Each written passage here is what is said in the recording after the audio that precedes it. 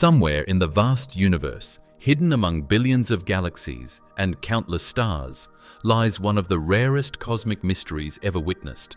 A kind of explosion so strange that it almost seems like a star changed its mind halfway through dying.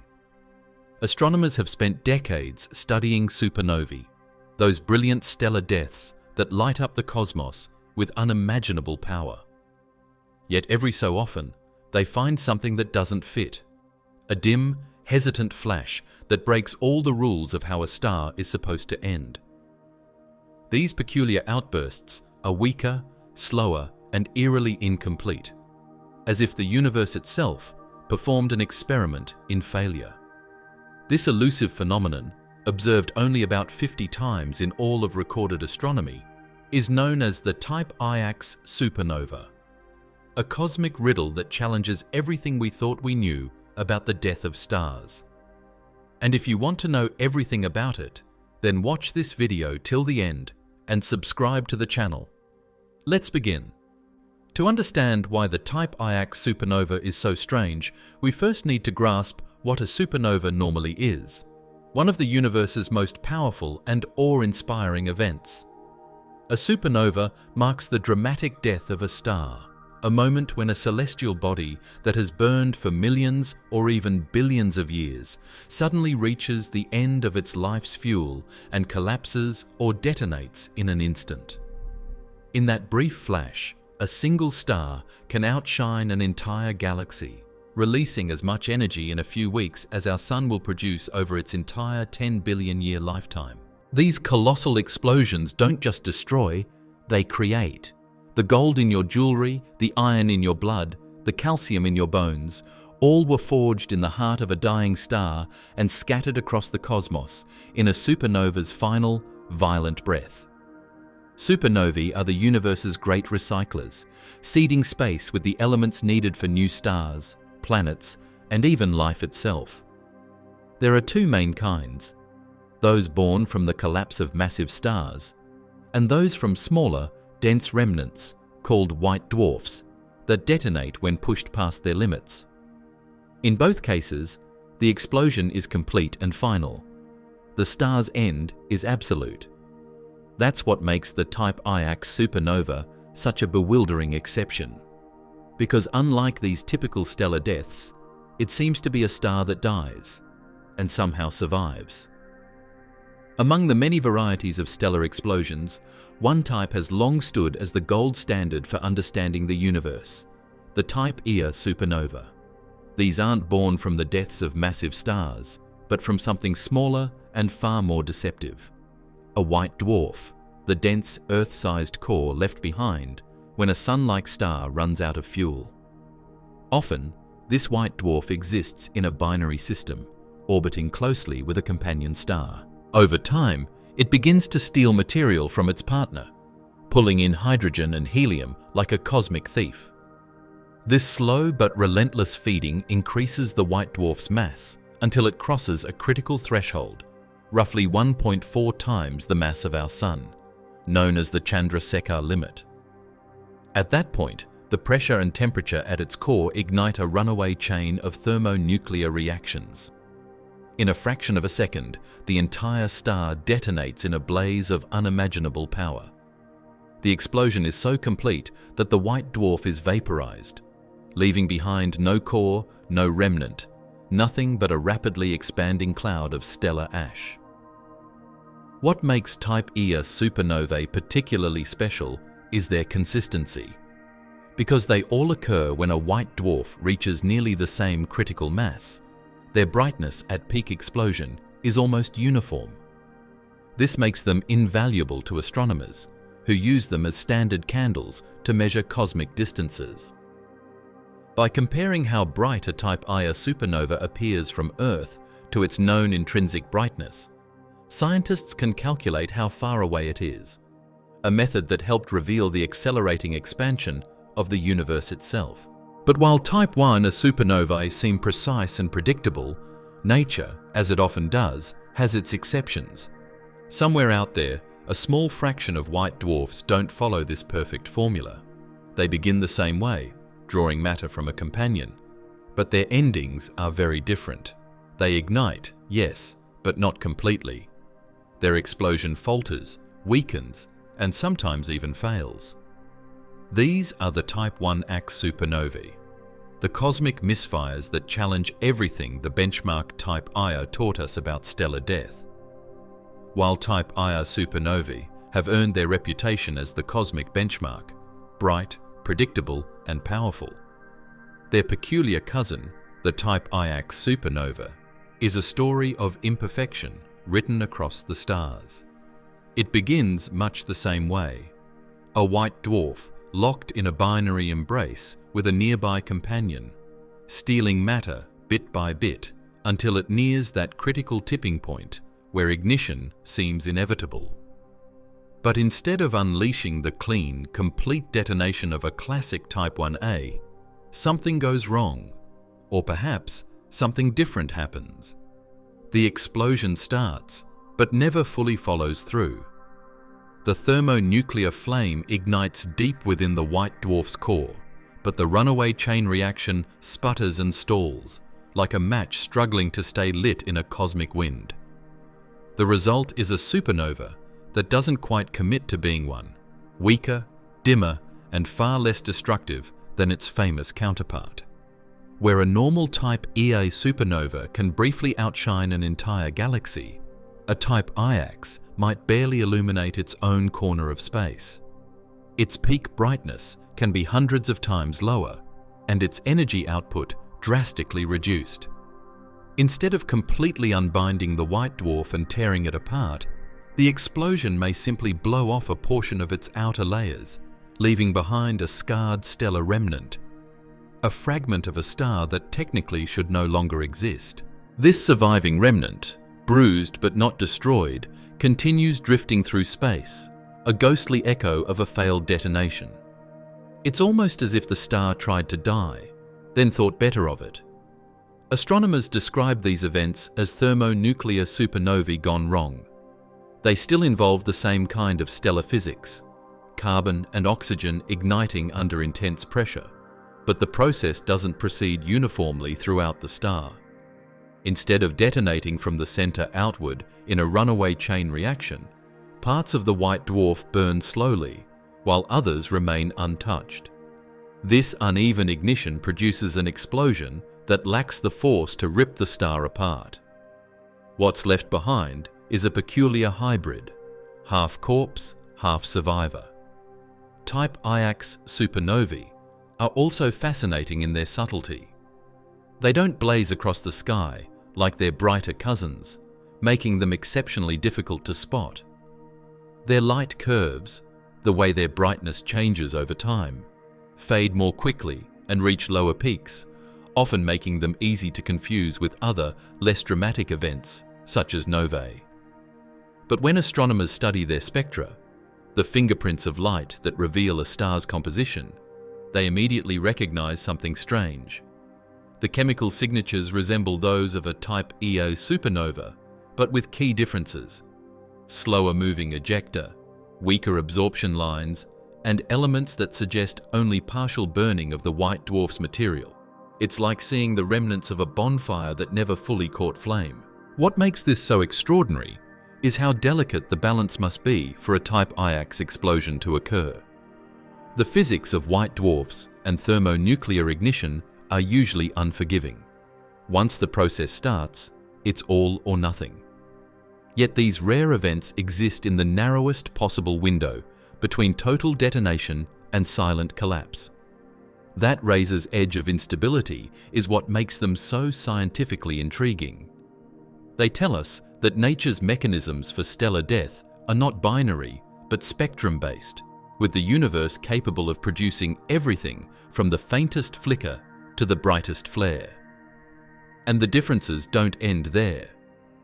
While Type Ia supernovae leave no trace of the original star, Type Iax events defy that rule. Astronomers have found hints, and in one remarkable case, direct evidence, that the white dwarf can survive the blast, albeit transformed. Imagine a star flung through space, its surface blasted and its insides mixed yet still faintly glowing with leftover heat. This zombie star, as some researchers call it, becomes a kind of living monument to the explosion that failed to end it. It may continue burning faintly for centuries, or it might evolve into something entirely new, an object that doesn't fit any known category of stellar remnant. The rarity of these explosions only deepens the mystery. In the entire observable universe, where thousands of supernovae have been recorded, only about 50 Type Iax events have ever been identified.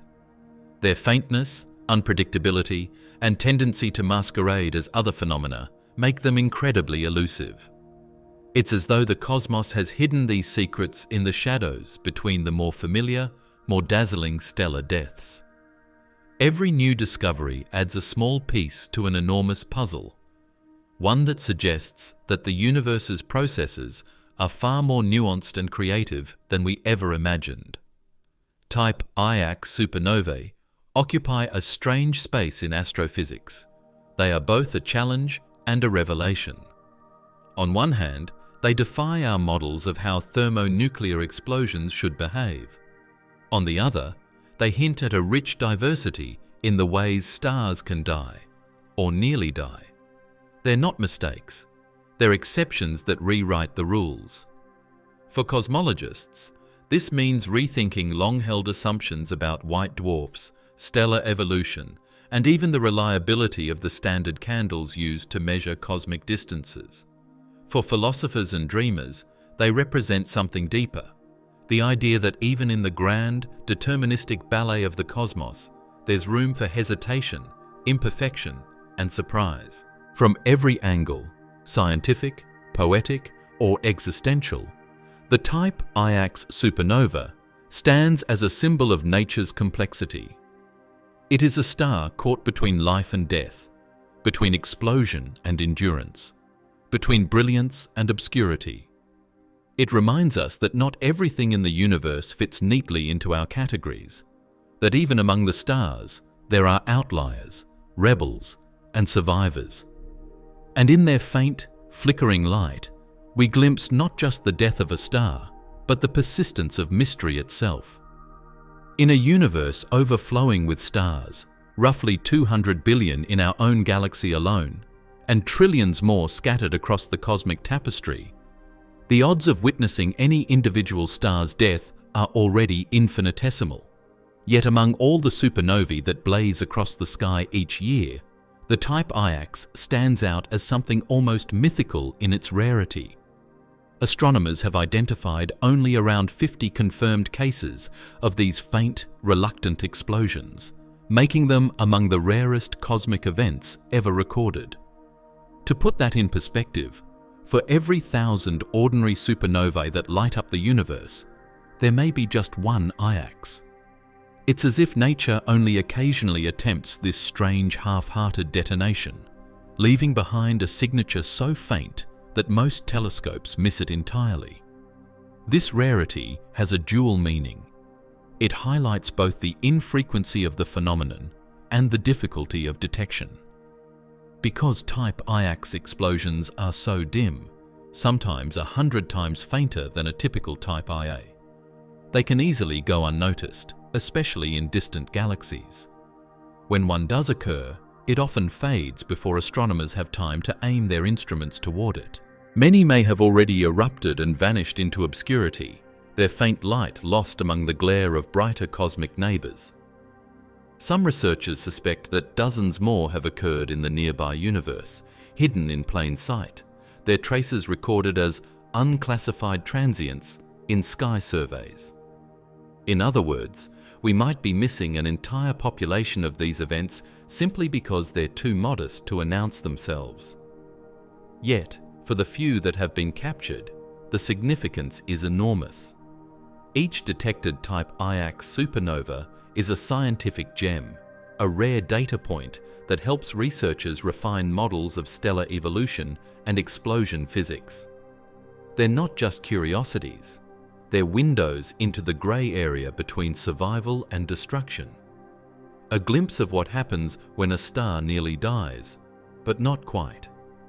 Every observation helps narrow down the conditions that allow such an outcome. The white dwarf's mass, the rate of material transfer from its companion, and the exact way the ignition front propagates through its dense core. In that sense, every new discovery is a small triumph, a whispered clue from the cosmos about one of its most elusive behaviors. But even with these breakthroughs, their scarcity poses a challenge. Because we've observed so few, it's difficult to know whether Type Iax supernovae are truly as rare as they seem, or if our instruments are simply not sensitive enough to catch them in action. The most advanced sky surveys, like the Pan-STARRS project and the Zwicky Transient Facility, have begun detecting more faint transients than ever before, giving astronomers hope that more Iax events might be lurking within their data. Still, even with the help of these powerful tools, the numbers remain strikingly low. When compared to the broader spectrum of supernova activity, this rarity stands out even more dramatically. For instance, massive stars die in core collapse supernovae relatively often. Our galaxy alone likely sees one every 50 years, though dust and distance often hide them from view.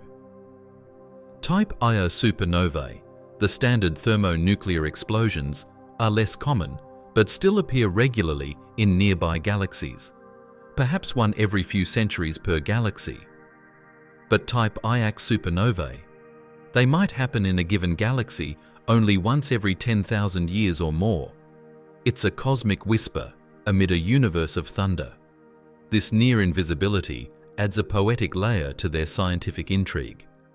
Type Iax supernovae represent not just a physical rarity, but also a metaphorical one, the universe's quiet experiments carried out in secret, far from the spectacular displays we usually associate with stellar death. Their rarity reminds us that the cosmos is not only vast, but subtly creative. It doesn't always operate in grand gestures. Sometimes it prefers delicate, fleeting phenomena that challenge our very capacity to notice them. And that rarity, paradoxically, makes every Type Iax sighting an event of immense importance. When one is detected, observatories around the world scramble to record its spectrum, track its fading light, and model its explosion. Each observation offers a new opportunity to understand how and why some white dwarfs fail to destroy themselves completely, and what that says about the fine line between cosmic death and survival. It also gives researchers a chance to test how these unusual explosions fit into the larger structure of stellar populations, chemical enrichment, and galactic evolution. Because even if they are rare, their influence may ripple far wider than their faint light suggests. In many ways, Type Iax supernovae are like rare cosmic fossils, not because they're ancient, but because they offer a snapshot of a fleeting process that most of the universe never lets us see. They reveal that stellar death isn't always final and absolute. Sometimes it's hesitant, incomplete, or reversible in ways that defy logic. Their rarity amplifies their beauty, a tiny handful of events scattered across billions of years, whispering that even in the immense regularity of the cosmos, exceptions are not only possible but vital. Each Type Iax supernova detected is more than just another data point. It's a testament to human curiosity and our ability to find the faintest anomalies in the deepest dark. These rare outbursts remind us that the universe still holds phenomena so scarce that we might spend lifetimes waiting for another glimpse. And in those moments of discovery, when the faint signal of a new Iax event flickers across the detectors of an earthbound telescope, humanity once again reaches a little deeper into the unknown, uncovering proof that even the rarest whispers of creation can echo louder than we ever imagined. The story of how astronomers first discovered Type Iax supernovae begins not with certainty, but with confusion. In the early 2000s, sky surveys and telescopic observations were cataloguing supernovae at an unprecedented pace. Automated systems were identifying transient flashes of light in distant galaxies almost daily, and scientists were classifying them according to well-established categories: Type Ia, Type Yb, Type II, and so on. Each had its own characteristic brightness, spectral fingerprint, and decay pattern. But then, among the thousands of well-behaved explosions, a few began to stand out for all the wrong reasons. They were too dim, too slow, and their spectra didn't make sense. They looked superficially similar to Type I, a supernovae. Same general pattern, same lack of hydrogen in their spectra. But the details didn't fit the template. The light curves were weaker, the ejector velocities slower, and the overall energy release far too low. Something was off. It was in 2002 that astronomers encountered one of the first clear examples, SN 2002-CX. Initially, it was thought to be a peculiar or underluminous Type Ia supernova. But as the data rolled in, it became apparent that it wasn't just dim, it was fundamentally different. The velocities of the material expelled by the explosion were significantly lower than expected, suggesting a far weaker blast. Its brightness was only a fraction of what a normal Type Ia should produce. Even more puzzling, the late-time spectra, the fingerprints of the elements that remained after the explosion, didn't match any known supernova type. It was a cosmic enigma that refused to be categorized. As more examples trickled in over the years, SN 2005 HK, SN 2008 HA, SN 2010 AE, SN 2012 Z, astronomers began to recognize a pattern. These odd explosions shared a common lineage. All had spectral similarities to Type Ia events, but were systematically less energetic. Their spectral lines indicated incomplete burning of carbon and oxygen, leaving traces of unprocessed material, something unheard of in a normal thermonuclear explosion, which typically incinerates everything in the white dwarf's interior. What the data revealed was astonishing. These were not just weak Type Ia supernovae. They were a new and distinct class of stellar death entirely. The breakthrough came when astrophysicists realized that these events were connected not by what they had, but by what they lacked. They were missing the ferocity, the perfect symmetry, and the total annihilation that define a Type Ia supernova. Instead, they exhibited signs of a failed or incomplete detonation. This insight led to the formal classification of a new subtype, the Type Iax supernova, named to emphasize both its kinship with Type Ia events and its divergence from them. The X served as a marker of mystery, a placeholder for a phenomenon that science had only begun to understand. This discovery was a humbling reminder that even our most trusted cosmic models could harbor exceptions. For decades, Type Io supernovae had been used as standard candles, consistent explosions used to measure distances across the universe. But here was proof that not all white dwarf detonations followed the same script. If a Type Iax event were mistaken for a normal Type Ia, it could distort measurements of cosmic expansion or obscure subtle variations in galactic chemistry. Suddenly, astronomers realized that the universe was more complex and more deceptive than they had imagined. The discovery also demonstrated the incredible precision and persistence required to identify such rare phenomena. Detecting a Type Iax supernova isn't just about spotting a faint light, it's about noticing what doesn't fit. Astronomers must compare the explosion's brightness over time, analyze its spectra across multiple wavelengths, and determine whether its energy output matches any known models. The process can take months or even years, especially when the signal is weak and fading. Yet, through this painstaking work, researchers uncovered an entirely new class of events that had gone unnoticed for decades, hidden in plain sight among the thousands of other cosmic explosions. The early discoveries of these peculiar supernovae also coincided with the rise of wide-field sky surveys, such as the Sloan Digital Sky Survey, SDSS, and the Supernova Legacy Survey. These programs scanned vast portions of the sky nightly, allowing astronomers to track faint, fast-changing objects that older, less frequent observations might have missed. It was thanks to these projects, and the keen eyes of astrophysicists willing to question anomalies, that the Type Iax class emerged from obscurity. But even after identifying these events, the questions multiplied. Why did some white dwarfs fail to explode completely while others did not? What role did the companion star play? And what conditions led to the delicate balance that produced just enough ignition to partially disrupt the star, but not destroy it entirely? Every new Type Iax discovery deepened the mystery rather than solved it. Today, the detection of a new Iax event sparks excitement in observatories worldwide.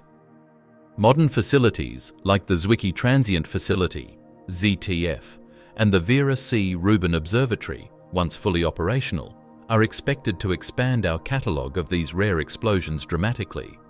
Yet, despite the technological advances, the original sense of wonder remains unchanged. The first astronomers who puzzled over SN 2002 CX didn't just stumble upon an oddity. They opened a doorway into a new frontier of stellar physics, where even failure is fascinating, and imperfection reveals the universe's hidden creativity. In the end, the discovery of Type Iax supernovae serves as a perfect illustration of science's greatest truth.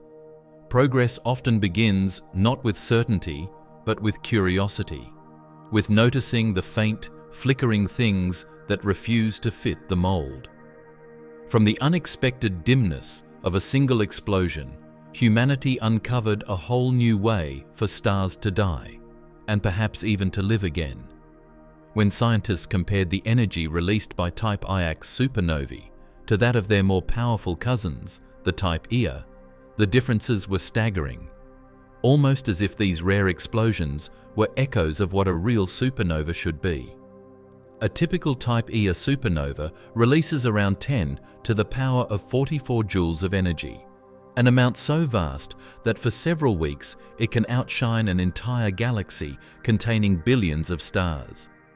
But a Type Iax?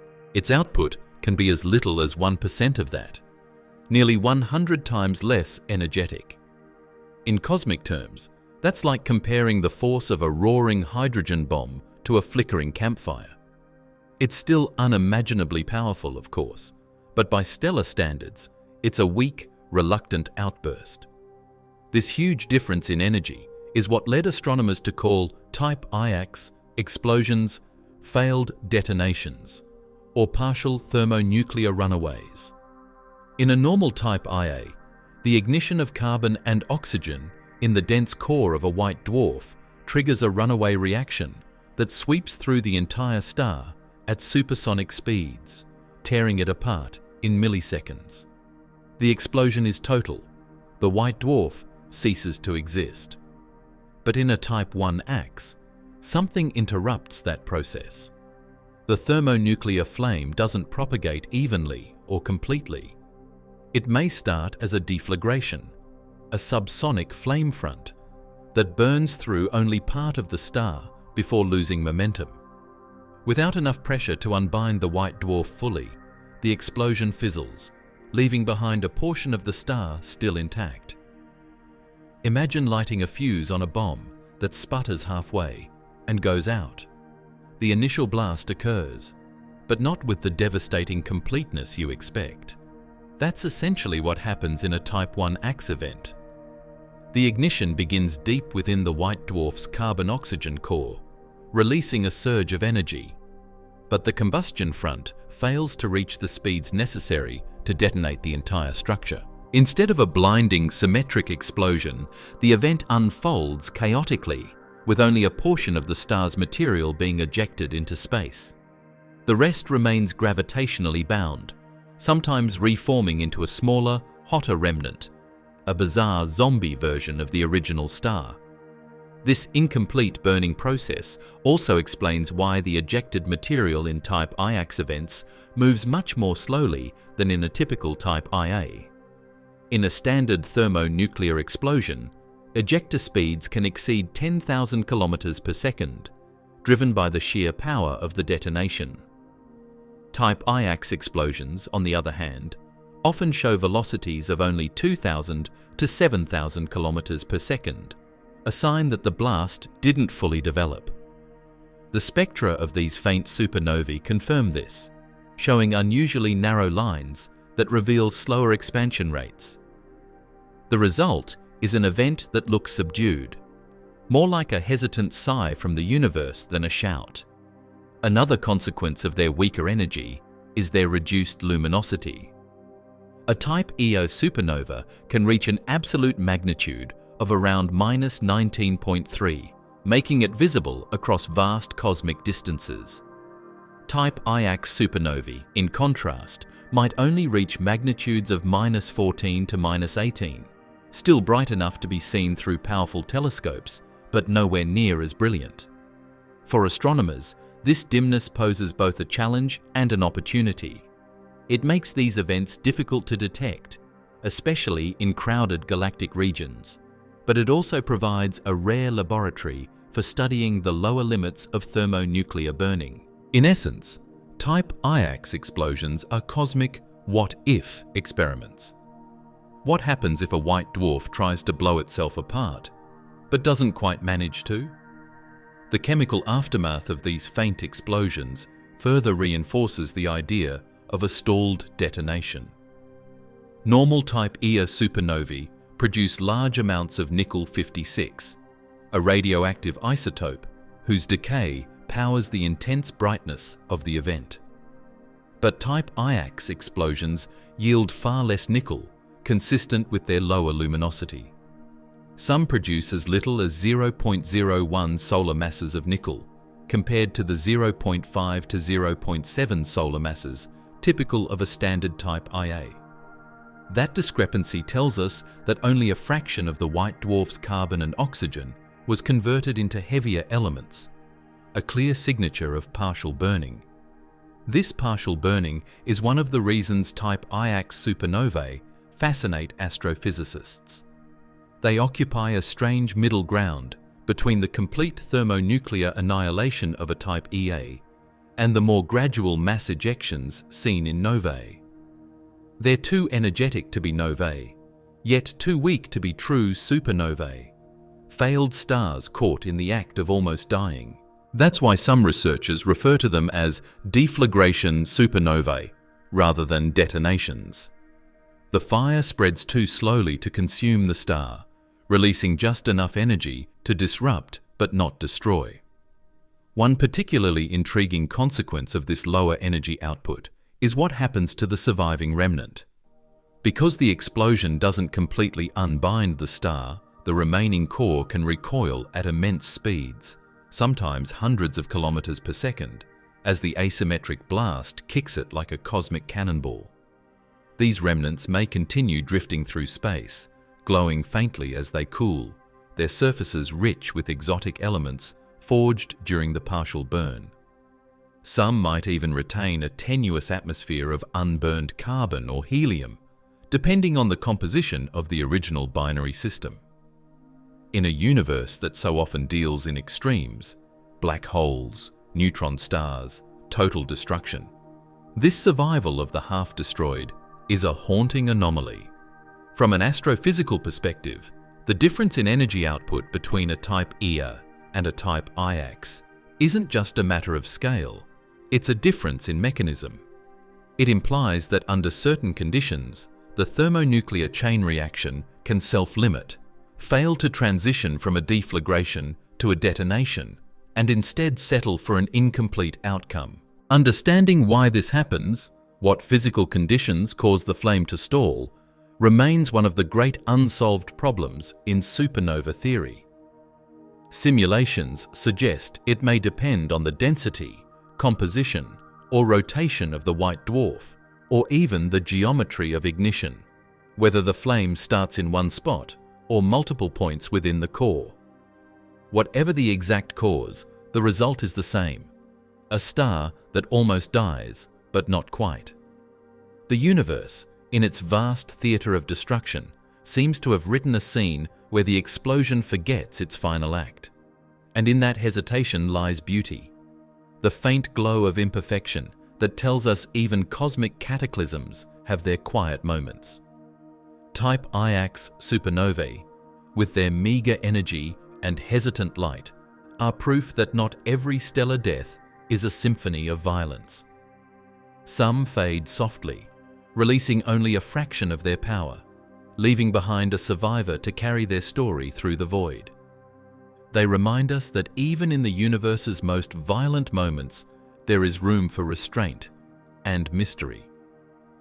At the heart of every Type Iax supernova lies one of the most enigmatic and resilient objects in the cosmos: a white dwarf, the dense, Earth-sized remnant of a once normal star. These stellar corpses are among the most stable and enduring structures in the universe, sustained not by nuclear fusion, but by electron degeneracy pressure, a quantum mechanical phenomenon that keeps them from collapsing under their own gravity. Yet, even these cosmic survivors have their limits. Under the right, or rather wrong, conditions, a white dwarf can be pushed to the brink of destruction. It's this delicate balancing act between stability and catastrophe that sets the stage for both Type Ia and Type Iax supernovae.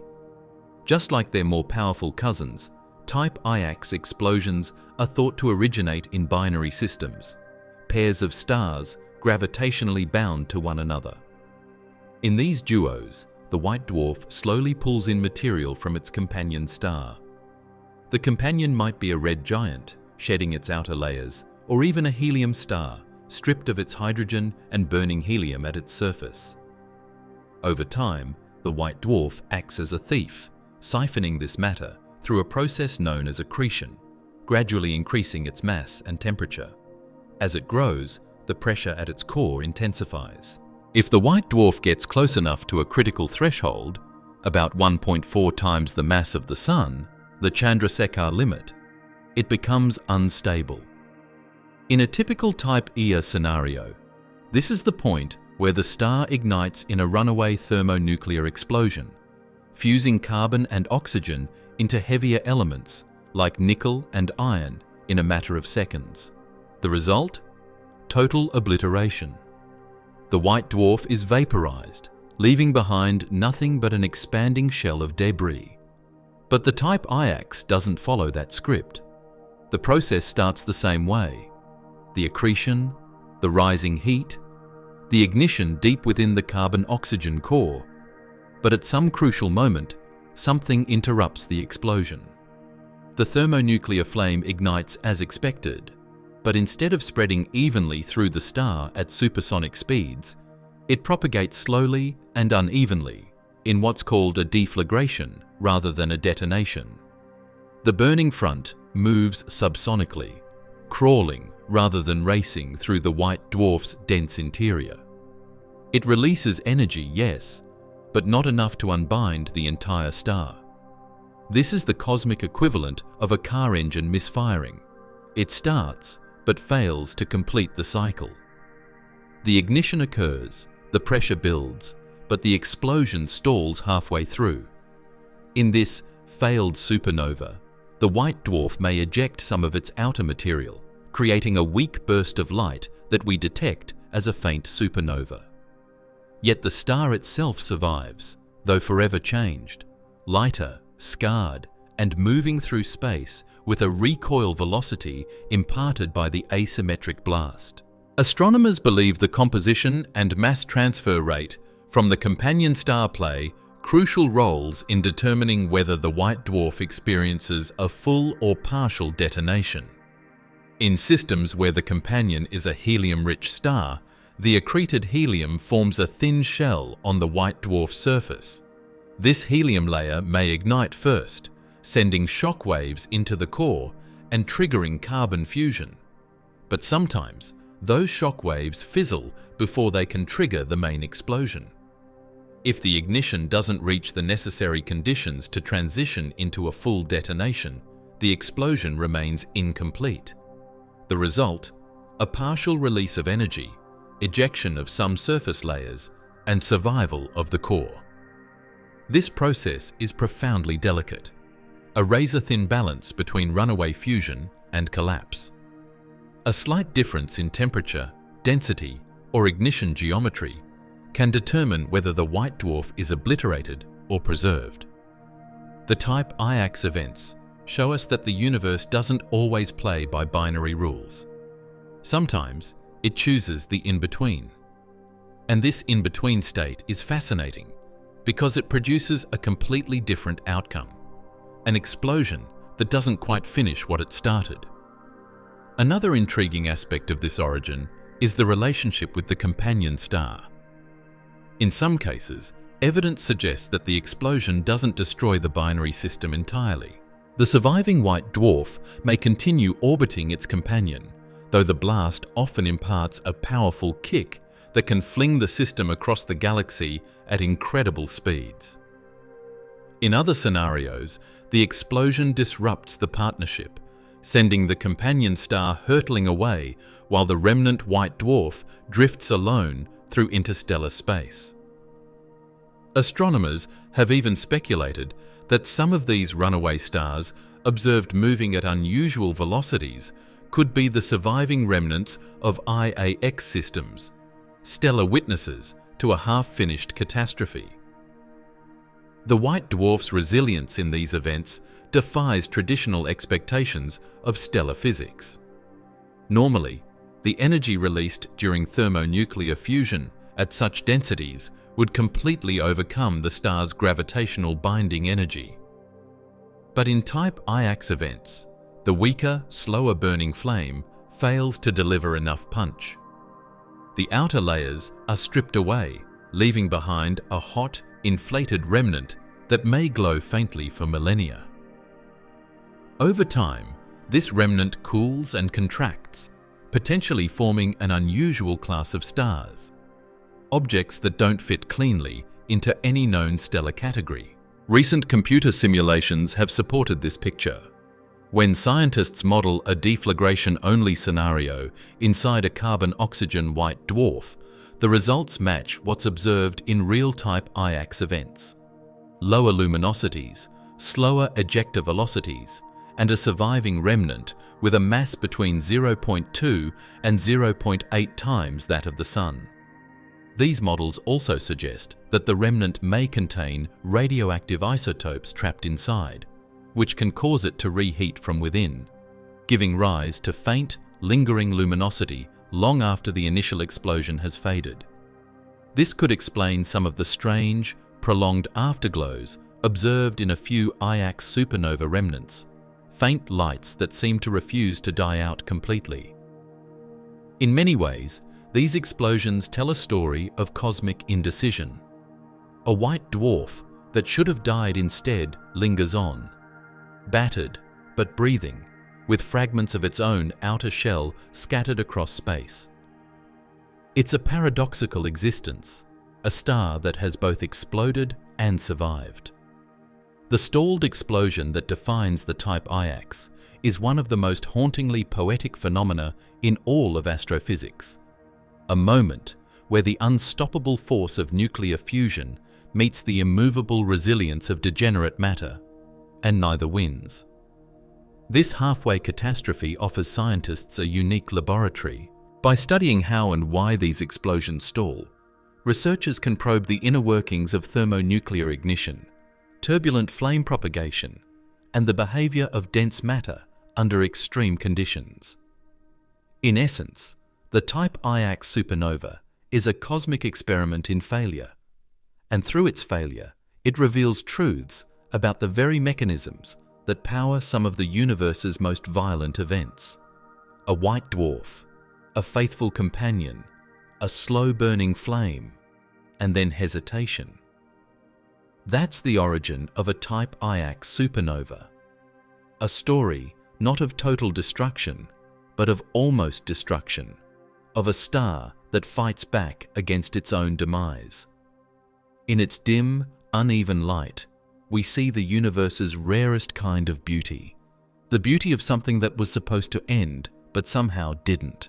The idea of a failed explosion lies at the very heart of what makes Type Iax supernovae so captivating and so profoundly puzzling.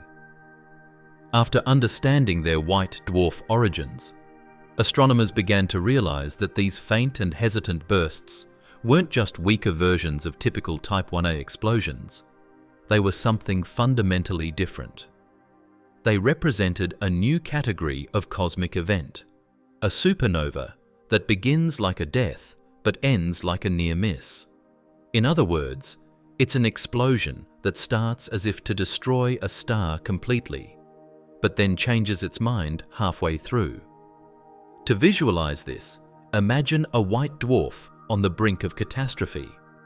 It has spent eons quietly orbiting its companion, slowly pulling matter onto its surface. The accreted material heats and compresses until deep within its dense carbon-oxygen heart, fusion suddenly ignites. A flame bursts to life, releasing a surge of energy that begins to consume the star from within. For a brief moment, everything proceeds as expected.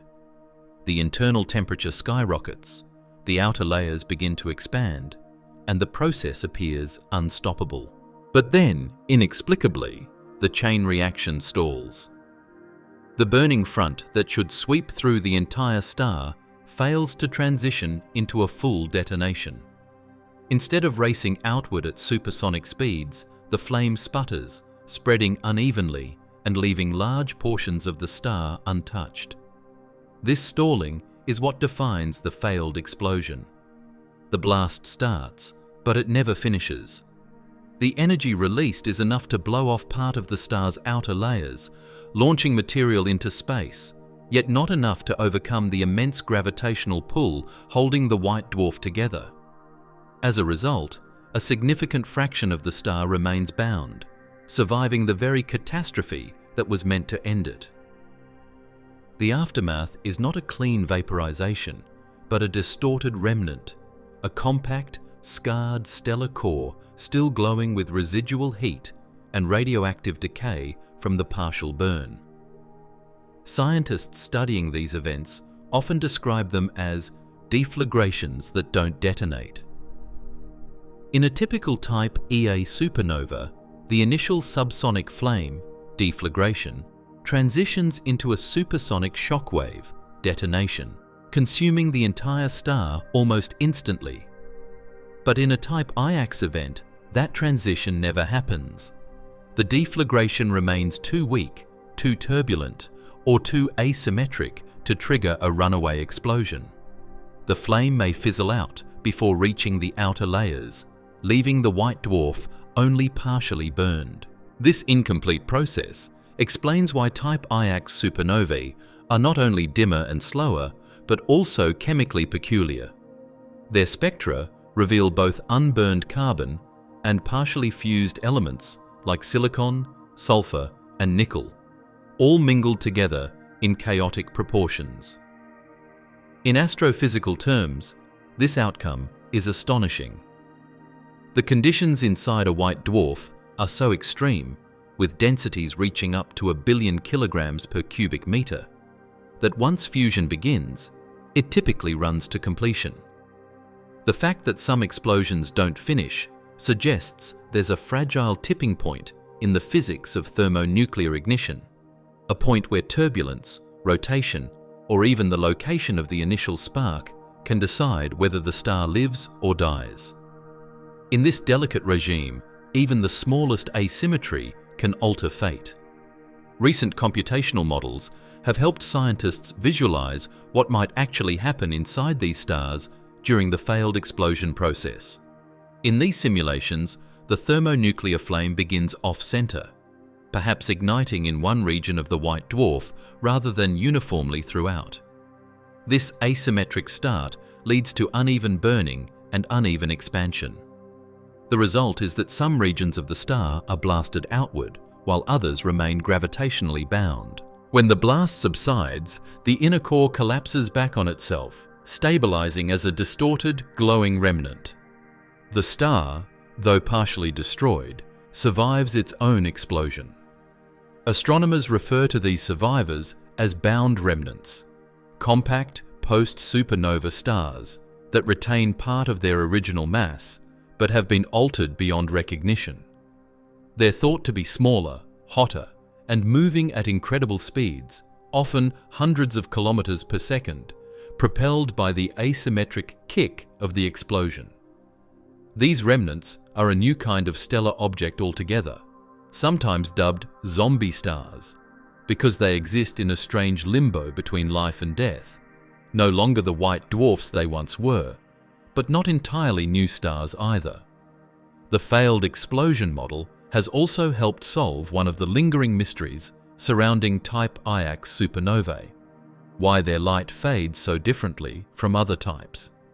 In a normal supernova, the complete destruction of the star releases vast amounts of radioactive nickel-56, whose decay powers the bright, slowly fading glow that astronomers observe for months.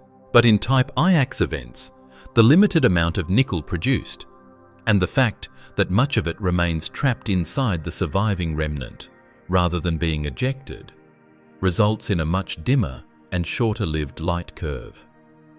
The faintness is not just a sign of weakness, it's evidence that the explosion never truly finished.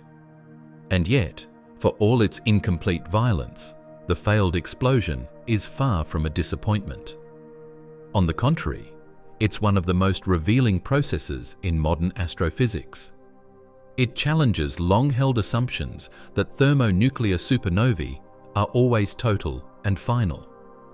It shows that nature allows for degrees of destruction, that stars can explode partially, survive partially, and continue existing in altered forms. The discovery of these events has forced scientists to rethink the boundaries between different classes of stellar death, blurring the lines between nova, supernova, and something altogether in between. One of the most haunting aspects of the failed explosion idea is its philosophical echo. It reminds us that even in the vast, deterministic machinery of the universe, not everything follows the rules perfectly. Stars can falter. Explosions can hesitate. The cosmos, despite its immense power, still allows room for imperfection, for outcomes that are neither absolute nor predictable. In the case of Type Iax supernovae, failure itself becomes fascinating, because within that failure lies new insight into the nature of stellar matter and the delicate balance of forces that govern the universe's most violent moments. And as scientists continue to refine their models, studying both the faint glow of Type Iax explosions and the lingering remnants they leave behind, one truth becomes clear. A failed supernova is not a lesser version of its more famous counterparts. It's a revelation of its own kind.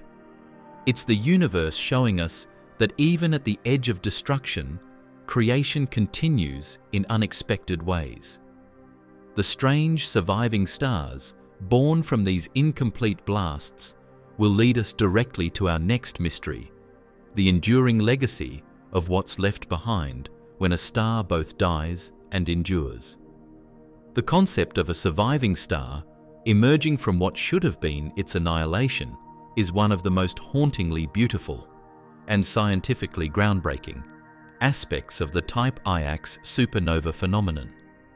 It defies the very definition of a supernova, which, by nature, is supposed to mark a star's end.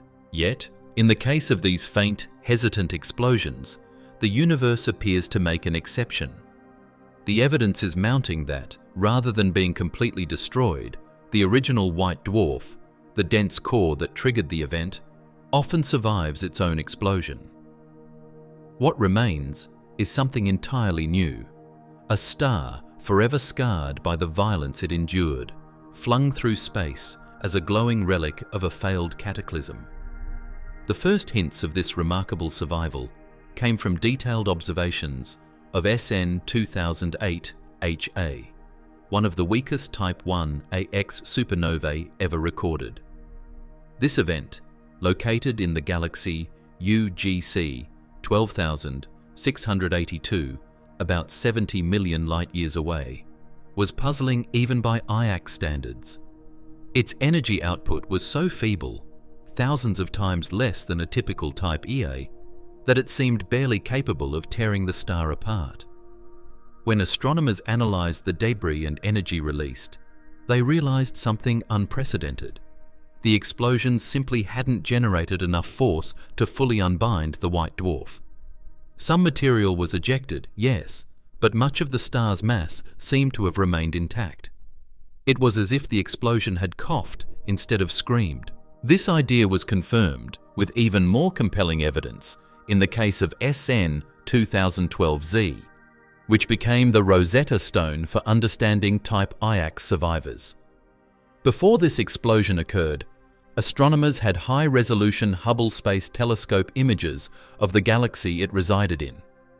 A rare stroke of luck. These archival images revealed a bright star at the exact location where the supernova would later appear. After the explosion faded, astronomers pointed Hubble back to the same spot, expecting to see nothing but darkness and debris. But to their astonishment, something was still there. A luminous object, slightly dimmer but very much alive, remained. This discovery shook the astrophysical community. The surviving object wasn't consistent with an ordinary companion star, nor could it be residual light from the explosion itself. The simplest and most elegant explanation was also the most startling.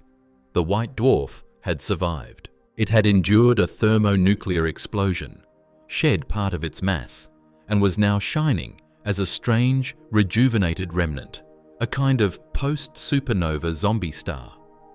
The survival of the progenitor in SN 2012Z provided direct visual confirmation that Type Iax supernovae can leave behind living cores.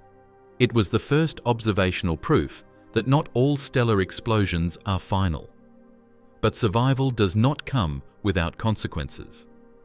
The remnants of these failed explosions are anything but serene. The violent asymmetry of the blast often imparts a tremendous kick velocity, launching the surviving star through space at hundreds of kilometers per second.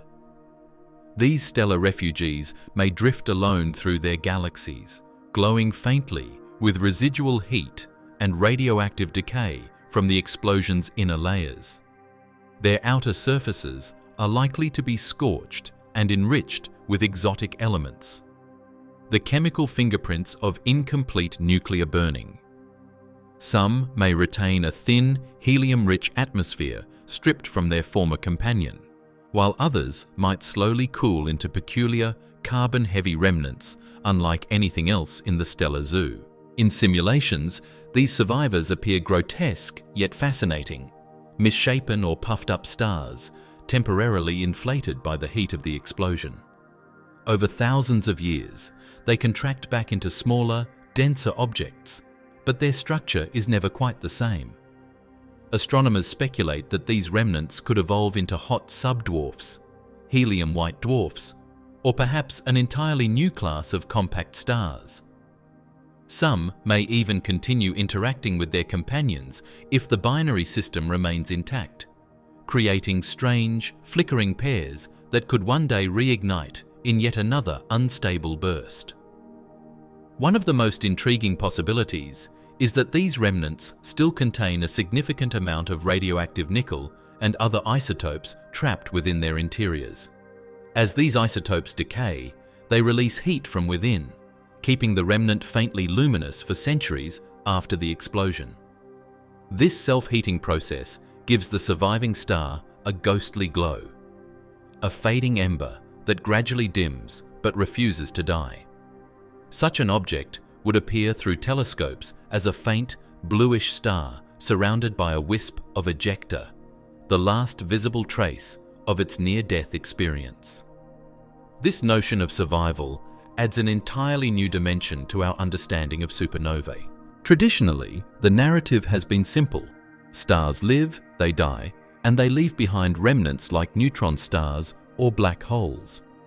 But the Type Iax events break that narrative wide open. They show that stellar death can be reversible, that a star can pass through the fire of destruction and come out the other side still recognizable. Changed, yes, but undeniably alive. This challenges not just the physics of supernova models, but also our philosophical view of stellar evolution. It's also worth noting the sheer improbability of such survival. The conditions required for a white dwarf to ignite, explode, and yet remain gravitationally bound are exquisitely fine-tuned. Too much burning, and the star vaporizes. Too little, and the explosion wouldn't even be visible. The Type Iax events occur in that razor-thin middle ground where the explosion releases just enough energy to strip the outer layers, but not enough to tear the core apart. This delicate balance is why they are so rare and so precious to astrophysicists. In essence, the surviving white dwarf is a monument to cosmic resilience. It's a wounded veteran of a thermonuclear war, scarred and scorched, but still glowing defiantly in the aftermath.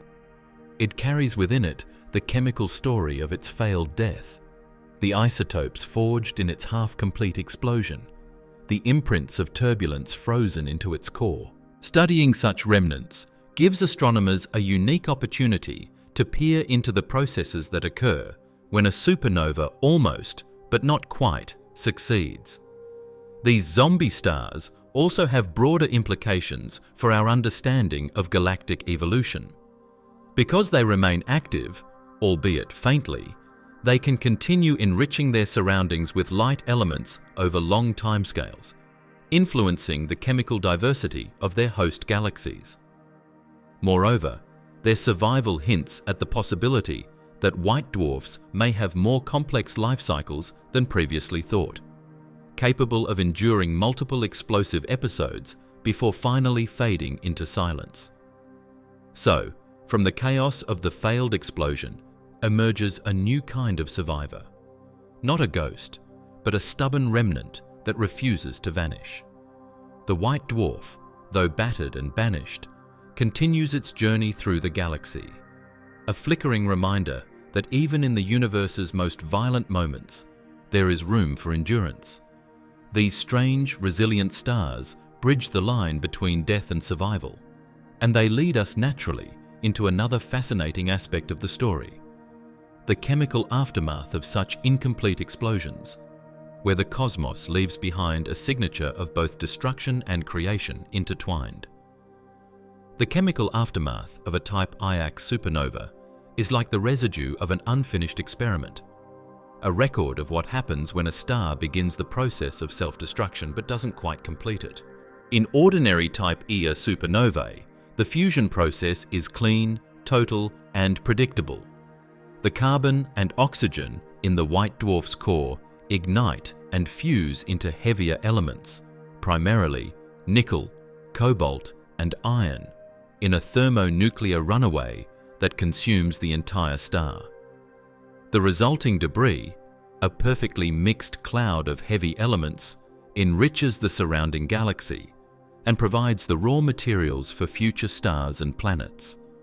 But in a Type Iax supernova, this tidy process breaks down spectacularly. The explosion is incomplete, the burning irregular, and the resulting chemistry chaotic. The white dwarf doesn't fully detonate. Instead, it burns unevenly and partially, leaving behind an odd mosaic of elements that doesn't match anything seen in more typical stellar deaths. It's as though the universe paused mid-sentence, leaving behind a half-written message in the ashes. When astronomers study the spectra, the fingerprints of light emitted by the ejected material, they find unmistakable signs of this partial fusion process. Instead of the strong iron and nickel lines that dominate Type Ia spectra, Type Iax events show unusually high levels of lighter and intermediate mass elements: carbon, oxygen, magnesium, silicon, and sulfur, along with small traces of iron group isotopes. This tells us that the thermonuclear burning didn't proceed all the way to completion. In other words, The explosion didn't generate the extreme pressures and temperatures needed to fuse everything into iron, the endpoint of stellar nucleosynthesis. It's an incredible discovery because it effectively turns every Type Iax supernova into a natural nuclear physics laboratory.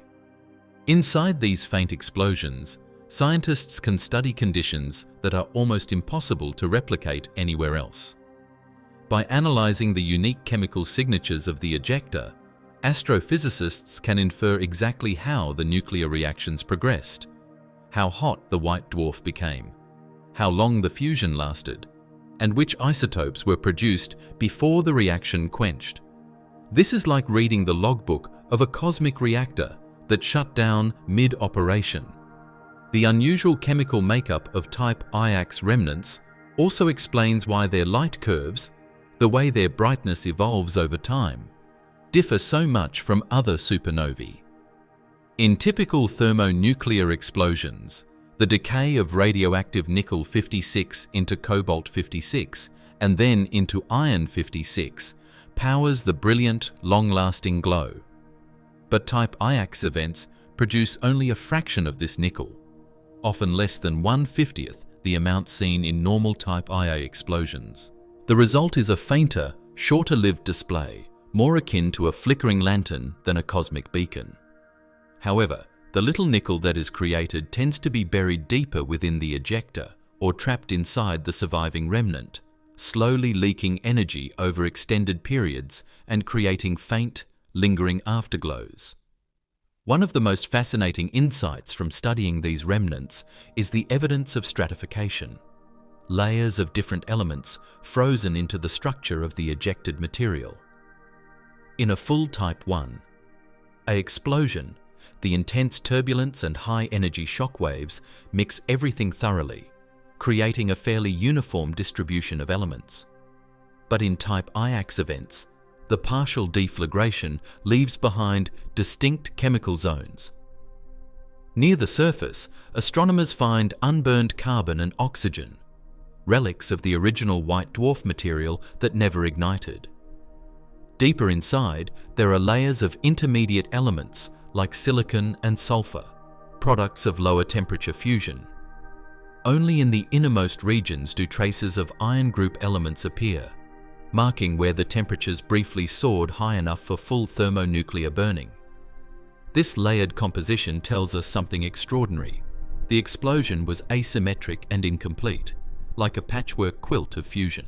The star didn't burn evenly, it sputtered, flared, and faltered, with some regions reaching nuclear ignition, while others stayed inert. It's this irregularity that makes Type Iax supernovae such rich sources of information for astrophysicists studying turbulence, flame propagation, and nuclear reaction rates in extreme environments. They provide a glimpse into the transitional zone between explosive and stable burning, a window into physics operating at the edge of control. Even more intriguingly, the surviving remnant star carries its own chemical scars. The parts of the white dwarf that endured the explosion are often laced with radioactive isotopes and newly formed heavy elements that were only partially fused. Over time, these materials can alter the remnant's structure and appearance, heating it from within and causing faint emission lines that persist long after the explosion fades. Some simulations suggest that these remnants might even undergo further transformations as the radioactive decay changes their internal energy balance. The star might expand, contract, or even reignite small pockets of fusion in the centuries after the main event, a kind of posthumous flickering that keeps the memory of the explosion alive. Another consequence of this unique chemical aftermath is its role in galactic enrichment. Supernovae, in general, are the universe's primary source of heavy elements, seeding galaxies with the building blocks of planets and life. But Type Iax supernovae contribute a different, more subtle kind of enrichment. Because they don't reach the same peak temperatures or pressures as Type Ia events, they produce smaller quantities of iron and nickel, but more of the intermediate mass elements like silicon and sulfur. This has led researchers to propose that Type Iax explosions may help explain certain chemical anomalies observed in older galaxies, where iron abundances are lower than expected relative to other elements. In essence, these faint, failed supernovae might be quietly shaping the chemical balance of entire stellar populations. The diversity of their yields also hints that no two Type Iax supernovae are exactly alike. Some produce more nickel, others less. Some eject their material faster, others barely manage to shed their outer layers. This variability reinforces the idea that Type Iax explosions exist along a continuum of outcomes, from near-complete failures like SN 2008 HAR, which ejected almost no material, to relatively energetic cases like SN 2012Z, which came close to a full detonation. In each instance, the precise mix of elements acts like a cosmic fingerprint, revealing the details of that individual star's final struggle. To scientists, this makes Type Iax remnants invaluable tools for refining our models of stellar nucleosynthesis, the process by which stars forge the elements of the universe. They offer a chance to test how small changes in density, temperature, or flame speed can dramatically alter the outcome of fusion. Every spectral line, every ratio of sulfur to iron or carbon to silicon, adds another piece to the puzzle of how matter behaves under the most extreme conditions imaginable. In a sense, the chemical aftermath of a Type Iax supernova is the most eloquent testimony to its failure. It's the universe's version of a rough draft, an explosion that started to write the story of elemental creation, but stopped before it was finished. Yet, in that incompleteness lies its value. The irregular chemistry, the mixed layers, the trapped isotopes. All of it paints a vivid picture of what happens when nature experiments at the boundaries of destruction. These rare, uneven explosions remind us that the cosmos is not a machine built for perfection. It is a living, dynamic system, one that embraces trial, error, and variation. Each Type Iax event leaves behind a chemical fingerprint unlike any other, a message written in the language of atoms that tells us how fragile and extraordinary the balance of stellar life truly is. And as we study those atomic traces, we not only decode the story of failed supernovae, but also glimpse the delicate artistry of a universe that even in failure continues to create. If the chemical aftermath of a Type Iax supernova tells us how incomplete and subtle these explosions are, it also explains why they're so incredibly difficult to observe. The same factors that make them fascinating to physicists, their faintness, their hesitancy, and their partial burning, are precisely what make them elusive to astronomers. Detecting a Type Iax event is a race against time and darkness. These explosions are quiet, short-lived, and easily mistaken for much more common and far less powerful phenomena like classical novae. In the grand scale of the universe, most supernovae announce themselves boldly. A typical Type Ia explosion shines with the brilliance of 1 billion suns, bright enough to be visible across entire galaxies. Such events linger for weeks, sometimes months, giving telescopes plenty of time to capture their light curves and spectra. Type Iax supernovae, however, play by a different set of rules. Their light is hundreds of times dimmer, often reaching only a small fraction of a Type Ia's luminosity. Their glow rises quickly and fades just as fast, sometimes within days, disappearing before observatories can even turn their instruments toward them. This faintness isn't just an inconvenience, it's a cosmic camouflage. Because these explosions occur in distant galaxies, often tens or hundreds of millions of light years away, their already weak signals are further diluted by distance. Add to that the ever-present glow of background starlight and the dust that veils much of the cosmos, and you have the perfect recipe for invisibility. Even the most advanced sky surveys can overlook them.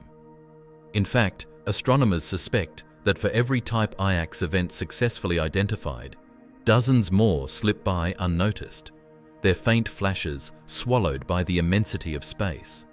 To make matters worse, their brightness and speed make them easy to misclassify.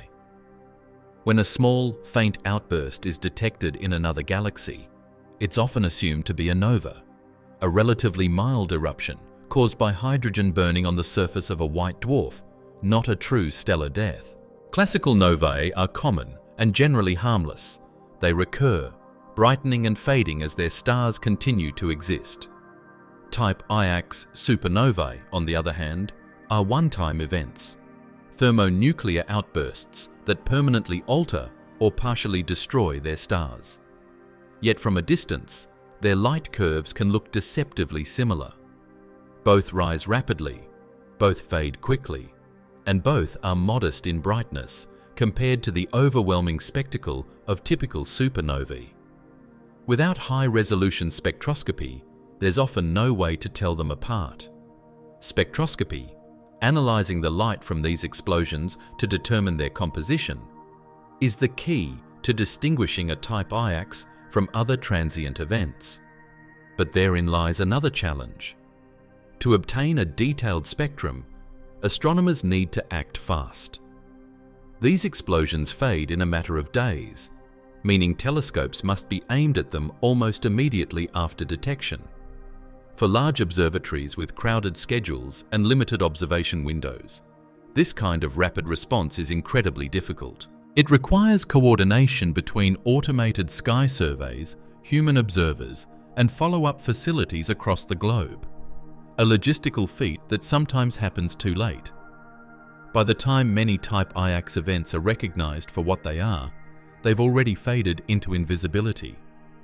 Even with today's advanced technology, timing remains everything.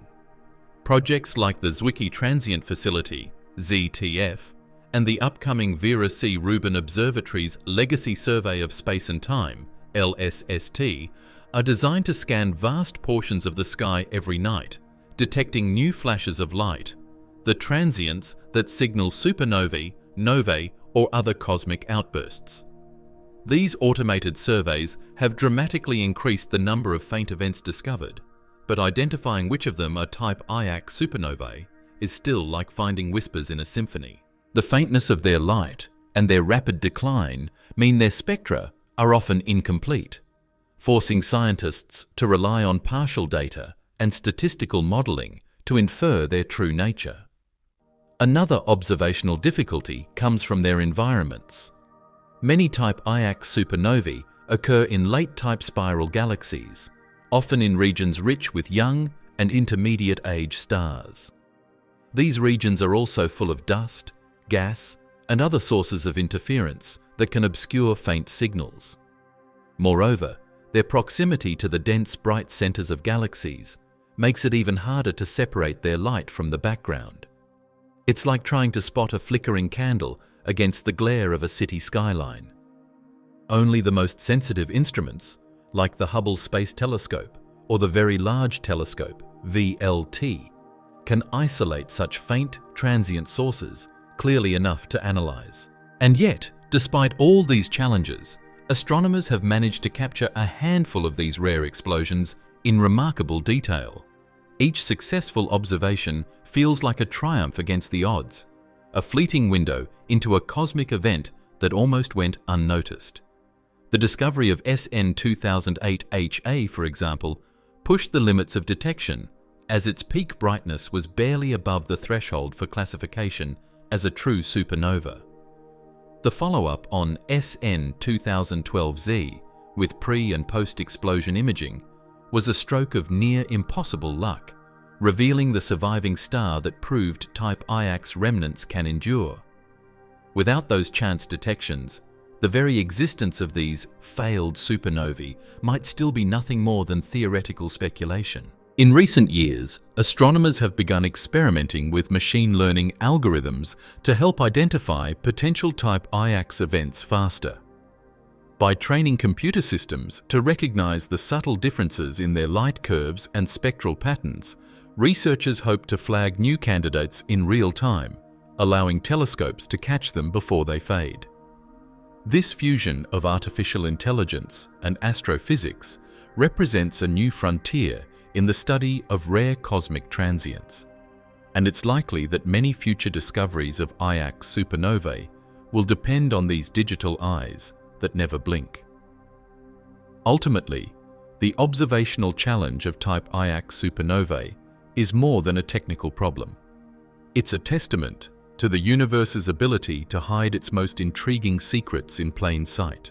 These explosions are happening out there, rare, quiet, and fleeting, but their very nature conspires against their discovery. They remind us that the cosmos doesn't always reveal its wonders in grand displays of brilliance. Sometimes it whispers them softly, for only the most attentive to hear. And when those whispers are finally caught, when astronomers manage to capture one of these faint flickers before it fades, what follows is a revelation. Each observation not only confirms the existence of these half-exploded stars, but also leads us towards specific examples, real case studies that have illuminated the story of Type Iax supernovae. Among them are two extraordinary events, SN 2008 HA and SN 2012 Z, whose peculiar behavior helped unlock the secrets of these cosmic failures and the stars that survived them. Among the small and precious handful of Type Iax supernovae that have ever been observed, a few stand as cornerstones of our understanding, cosmic case studies that revealed, piece by piece, the inner workings of these rare and hesitant explosions. Among them, none are more important or more illuminating than SN 2008 HA and SN 2012 Z. These two events, though vastly different in energy and brightness, are united by the secrets they've shared: that stars can die incompletely, that explosions can fail halfway, and that the universe sometimes allows its fires to flicker instead of burn. The first of these milestones came with SN 2008 HA, discovered in November 2008 in the Small Irregular Galaxy UGC 12682, located about 70 million light-years away in the constellation Pegasus. At first, it appeared to be an ordinary, if faint, supernova. But when astronomers studied its brightness and spectrum, the story began to unravel. It was astonishingly weak, reaching only about 1% of the luminosity of a typical Type Ia supernova. To put that into perspective, a normal thermonuclear explosion can briefly outshine an entire galaxy. SN 2008 HEA barely outshone a single cluster of stars. Its ejector, the material hurled into space, moved at sluggish speeds of around 2,000 kilometers per second, compared to the 10,000 to 20,000 kilometers per second seen in standard supernovae. Everything about it seemed muted, reluctant, and strangely incomplete. When astronomers analyzed the event's spectra, they discovered something even more extraordinary. The chemical fingerprints suggested incomplete nuclear burning. There were clear signs of carbon and oxygen, remnants of the white dwarf's original material, alongside traces of intermediate mass elements like silicon and sulfur, but very little of the heavy iron group elements that normally dominate a full thermonuclear explosion. It was as though the star had tried to ignite, succeeded for a brief moment, and then stopped mid-breath. The explosion didn't release enough energy to destroy the white dwarf completely. The implications were staggering. For decades, astrophysicists had categorized supernovae as total terminal events. A white dwarf that exploded ceased to exist. Yet here was a supernova that seemed to have done only partial damage. The only logical explanation was that SN 2008 HA was a failed supernova, one in which the explosion had begun but stalled before consuming the entire star. The surviving remnant, theorists proposed, must have been a bound white dwarf remnant, still glowing weakly in the aftermath of its near death. This idea, revolutionary at the time, was later supported by follow-up observations. In 2013, a team using the Hubble Space Telescope detected a faint, luminous object at the location of SN 2008 HA, years after the explosion had faded. Whatever it was, it hadn't been destroyed. It could be the surviving white dwarf, or perhaps a companion star that had been stripped and heated by the explosion. Either way, it was evidence that the event hadn't been final. The star, against all odds, had lived. While SN 2008 HA opened the door to the idea of survival, it was SN 2012Z that flung it wide open. Discovered in January 2012 in the nearby galaxy NGC 1309, about 120 million light-years away, this explosion appeared, at first glance, to be a more energetic version of SN 2008 HA. It was brighter, faster, and somewhat more powerful, but still much weaker than a typical Type Ia supernova. Its light curve rose and faded in an unusual pattern, and its spectra revealed slower-moving ejecta and incomplete burning. Once again, astronomers suspected they were seeing another member of the Type Iax family, a faint, failed detonation of a white dwarf. But the true breakthrough came thanks to something incredibly rare in astronomy: pre-explosion images. By a stroke of extraordinary luck, Hubble had already photographed the region of NGC 1309, where SN 2012Z would later occur. Those images showed a bright blue star at the exact location of the future supernova. When the explosion happened, astronomers compared the new and old data, and what they found changed everything. After the supernova faded, the blue star was still there, slightly dimmer, slightly altered, but undeniably still shining. That surviving star was almost certainly the white dwarf's companion, the very star that had fed it mass until it reached instability. The fact that it remained intact after the explosion was groundbreaking. It confirmed not only that the companion had survived, but also strongly implied that the white dwarf itself might have too. In other words, the primary star, the one that should have been completely destroyed, had managed to endure the blast, albeit scarred and stripped. SN 2012Z became the first direct observational proof that a supernova could fail to destroy its progenitor. It was no longer speculation. It was evidence written in starlight. The zombie star hypothesis, which had once seemed fanciful, was suddenly real. Astronomers could now say with confidence that some supernovae don't mark the end of a star's life, but a transformation, a violent rebirth into a new hybrid state.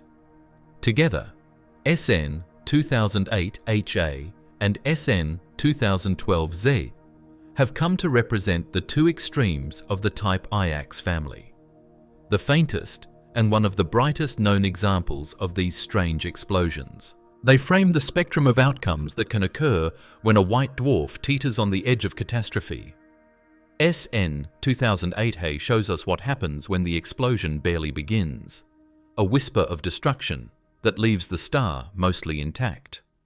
SN 2012Z shows us what happens when the explosion nearly completes, but still stops short of annihilation. Between them lies an entire continuum of possibilities, each with its own delicate balance between death and survival. What makes these examples especially significant is how much they've revealed about stellar diversity. Before their discovery, thermonuclear supernovae were thought to be almost uniform in their behavior, predictable, standard candles, whose brightness could be used to measure cosmic distances. The Type Iax events shattered that illusion. They proved that the universe allows for chaos and variation even in the most well-understood processes. No two explosions are truly identical. Some stars die in brilliance, others in silence. Some go out in totality, others stumble halfway and linger on. And from the faint glow of SN 2008HA and the haunting endurance of SN 2012Z, astronomers have pieced together not just the mechanics, but the philosophy of stellar death, that the cosmos, like life itself, operates in shades of imperfection. These stars are not failures. They are reminders that even at the edge of destruction, survival is possible. Their stories set the stage for the next great revelation, the confirmation of that survival. For in the aftermath of SN 2012Z, astronomers witnessed something the universe rarely allows us to see. The same star before and after its own explosion, still shining against the darkness. That discovery would forever change how we think about what it means for a star to die. The revelation of SN 2012Z stands as one of the most extraordinary moments in modern astrophysics, a true turning point in our understanding of how stars can die, and yet somehow endure. Before this event, the idea that a supernova could leave behind a living remnant seemed almost heretical. Supernovae, by definition, were supposed to end a star's existence entirely. But the meticulous before and after observations of SN 2012Z forced astronomers to confront an astonishing truth. Sometimes, death in the universe isn't absolute. The key lay in a rare stroke of observational luck. Long before the explosion, the Hubble Space Telescope had captured crystal-clear images of the host galaxy, NGC 1309, as part of a separate survey. In those archival images, scientists found a bright blue object exactly where SN 2012Z would later appear. When the supernova erupted in 2012, the team was ready. They recorded its light curve, studied its spectra, and confirmed that it matched the peculiar, faint characteristics of a Type Iax event. But the real surprise came years later, when the same region was imaged again after the explosion had faded. To everyone's astonishment, the blue star was still there. It hadn't vanished as it should have if the explosion had destroyed the system. Instead, it remained, dimmer, altered, but unmistakably alive. This was the first direct visual evidence that a supernova's progenitor could survive its own detonation. The data suggested that the visible survivor was likely the companion star, but the brightness and color indicated that even the white dwarf itself might have endured in some form. This finding shattered long-held assumptions. The explosion had clearly occurred. The light curve and debris confirmed that. Yet, it hadn't been total. The thermonuclear burning had failed to unbind the white dwarf completely, leaving behind a damaged but living core. For the first time in history, astronomers could point to an image and say, "Here is a star before it exploded, and here it is after." SN 2012Z proved, beyond doubt, that Type Iax supernovae are not merely weaker Type Ia explosions, but a fundamentally different phenomenon. They are partial supernovae, cosmic near-deaths that leave behind survivors instead of corpses. This discovery also cemented the failed explosion model, confirming that not every thermonuclear runaway ends in obliteration. In that small patch of sky in NGC 1309, the universe had revealed something profound, that even in the face of destruction, there can be persistence, resilience, and renewal. And from that survivor's faint blue glow, astronomers gleaned a message that would ripple through astrophysics. Some stars, against all odds, refuse to die. What makes Type Iax supernovae and events like SN 2008HA and SN 2012Z so scientifically valuable is that they occupy a rare and revealing middle ground between the familiar and the unknown. They are the bridge between life and death in stellar evolution, showing astronomers that the boundary between a dying star and a surviving one is far blurrier than once thought. Each observation of a Type Iax explosion offers a glimpse into processes that are otherwise hidden in the violent extremes of cosmic destruction. In the grand tapestry of stellar life cycles, we've come to understand most supernovae as either core collapse explosions, where massive stars implode under gravity, or thermonuclear detonations, where white dwarfs ignite and completely disintegrate. These two mechanisms seem to define all stellar deaths. But Type Iax supernovae break that binary model wide open. They demonstrate that there's an entire spectrum of explosion mechanisms, some of which fall between total annihilation and mere surface eruptions. By studying these rare half-explosions, scientists can observe what happens when nature pushes those mechanisms to their limits, when gravity, heat, and nuclear reactions wrestle for dominance and neither side wins. Type Iax events serve as natural laboratories for understanding the delicate physics of thermonuclear ignition. Because the explosions are incomplete, astronomers can see, through their chemical signatures and energy output, which parts of the process failed, stalled, or succeeded only partially. It's like watching the inner workings of a cosmic engine misfire in slow motion. This helps refine models of flame propagation, turbulent mixing, and energy transfer within dense stellar cores. Such insights are crucial not just for explaining Type Iax events, but for improving our understanding of the far more common Type Ia explosions that we use as standard candles in cosmology. Their scientific value also extends to understanding stellar remnants. The fact that Type Iax supernovae can leave behind bound remnants, scarred white dwarfs that survive their own explosions, provides astrophysicists with real-world examples of objects that theoretical models once only hinted at. These remnants are likely to evolve in strange ways, emitting residual heat, radioactive decay, and even weak bursts of light for centuries. Studying them gives scientists a rare chance to examine what happens to matter when it's been both destroyed and preserved at once. A paradoxical state that challenges our definitions of stellar death. Another reason these events are invaluable is that they reveal diversity in how white dwarfs accrete and burn matter. In some Iax systems, the companion star is a helium-rich donor. In others, it may be a main sequence or evolved star.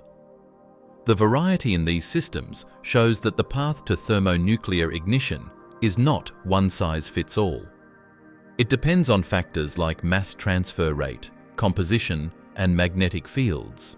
Small variations that can drastically change whether a star fully detonates or merely coughs out a partial explosion. This diversity helps astrophysicists map out a more realistic landscape of binary evolution, connecting novae, Iax events, and full Ia explosions into a continuous evolutionary sequence rather than isolated categories. Moreover, the chemical yields of Type Iax supernovae provide valuable information about galactic enrichment. Because these explosions produce less iron and nickel, but more intermediate elements like sulfur and silicon, they contribute differently to the cosmic inventory of matter. Understanding their frequency and output helps refine galactic chemical evolution models, the very equations that describe how the universe builds elements over billions of years. Even though they are rare, their subtle contributions could explain discrepancies in the observed abundance of certain elements in older galaxies. From a theoretical perspective, studying Type Iax events also challenges the limits of computational astrophysics. Simulating these explosions requires modeling turbulence, nuclear reactions, and relativistic effects simultaneously, a monumental task. Yet every new observed Iax event provides critical data to test and calibrate these simulations, bringing our digital models of stellar physics ever closer to reality. The better we can model these partial explosions, the better we can understand how stars truly live and die, and how some cheat death altogether. But perhaps their greatest scientific value lies in what they reveal about uncertainty in nature. The universe, it turns out, doesn't always adhere to the clean boundaries we impose on it.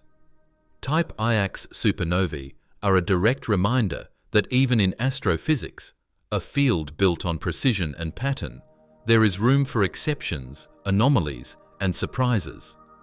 They force scientists to confront complexity, to question long-held assumptions, and to expand theories that once seemed settled. By studying these rare events, astronomers aren't just learning about a new kind of explosion. They're exploring the fundamental mechanics of cosmic imperfection. They're discovering how matter behaves when pushed to its extremes, how small perturbations can lead to vastly different outcomes, and how even the universe's most violent processes can produce moments of restraint and survival. In every faint flicker of a Type Iax supernova, science finds both a mystery and a mirror, a reflection of its own pursuit, to understand not just what is perfect and predictable, but what is strange, partial, and unfinished. And in that pursuit, these quiet explosions hold lessons far greater than their modest light would suggest. Perhaps the most fascinating and perplexing aspect of Type Iax supernovae is their incredible diversity. Even within this already rare and narrow class of explosions, no two events behave exactly the same. Some flare with surprising brightness, approaching the intensity of a typical Type Ia supernova, while others are so faint they're barely distinguishable from ordinary novae. It's as if the universe crafted each one by hand, tweaking the temperature here, altering the ignition point there, producing a family of cosmic outbursts that range from almost complete detonations to near non-events. This diversity is what makes the Iax class both a challenge and a treasure for astronomers. It suggests that these are not uniform explosions governed by a single mechanism, but rather the result of a continuum of outcomes. The fate of each Iax event depends on a delicate interplay of conditions: the mass of the white dwarf, the rate of accretion from its companion, the composition of the material being transferred, and even the exact point within the star where ignition begins. A small variation in any of these parameters can mean the difference between a near-total destruction and a failed fizzle. For example, SN 2012Z, one of the brighter Type Iax explosions, released an amount of energy approaching that of a low-end Type Ia. It was luminous, structured, and energetic enough to eject a significant portion of its star's mass, yet still not powerful enough to finish the job. On the other extreme was SN 2008 HA, so dim that it was once mistaken for a nova. Its ejector barely escaped the star's gravity, moving at only a fraction of the speed typical for supernovae. Between these two extremes lie dozens of other Iax events: SN 2005 HK, SN 2010 AE, SN 2014 DT, and more, each displaying unique light curves and spectral patterns. Some fade in just a few days, others linger for weeks. Some show signs of partial burning deep in the core, while others seem to have ignited only in their outer layers. This wide range of behavior hints that Type Iax supernovae may not represent a single phenomenon, but rather a family of related mechanisms, all linked by the common thread of failed or incomplete detonation. In some cases, the explosion might start as a vigorous deflagration that almost transitions into a full detonation before stalling. In others, it might be a much weaker, localized burn that only disrupts a small portion of the star. The outcome depends heavily on the ignition geometry, whether the thermonuclear flame begins at one point, multiple points, or even near the surface of the white dwarf. The difference between these scenarios is minute on a stellar scale, yet it determines everything: brightness, chemical composition, ejector speed, and whether the star ultimately survives. This variability also provides clues about the binary companions feeding the white dwarfs. In some systems, the companion may be a helium-rich star, supplying fuel that ignites in bursts on the white dwarf's surface before triggering the final explosion. In others, the companion might be a hydrogen-rich star, leading to a steadier accretion process. These differences alter the structure of the accreted layers and the conditions under which fusion begins. The result is an entire spectrum of Iax-like outcomes, some luminous and fast, others faint and slow. Astronomers have begun to think of the Type Iax class as the grey zone of supernovae, bridging the gap between novae and full Type Ia detonations.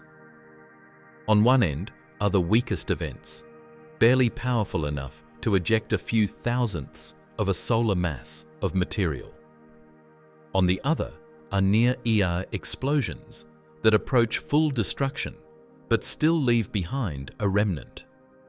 This continuum suggests that supernovae are not simply on or off, but rather gradations of failure and success in the violent struggle between thermonuclear energy and gravitational collapse. The diversity of Iax explosions also complicates their detection and classification. Because their light curves and spectra vary so widely, it's easy to misidentify them as other transient events. Some Iax explosions have unusually red spectra, while others are bluer. Some decline rapidly, others plateau for days. This inconsistency means that identifying a new Type Iax supernova often requires detailed, multi-wavelength observations, something that's not always possible before the faint light fades away.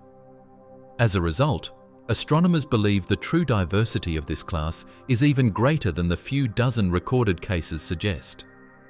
But far from being frustrating, this diversity is scientifically invaluable.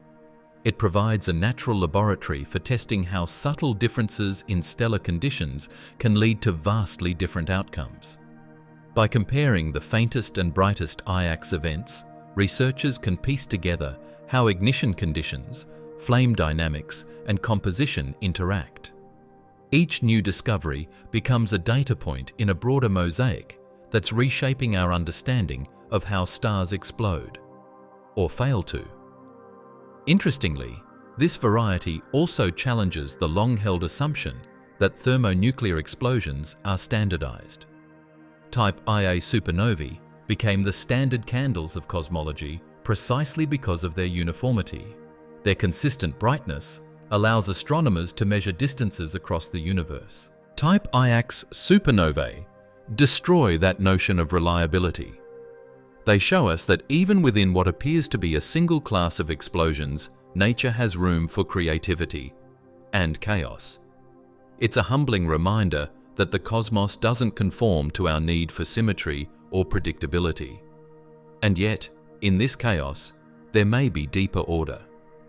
The gradation of outcomes among Type Iax events could represent a missing link in stellar evolution, a transitional phase that connects novae, partial explosions, and full supernovae.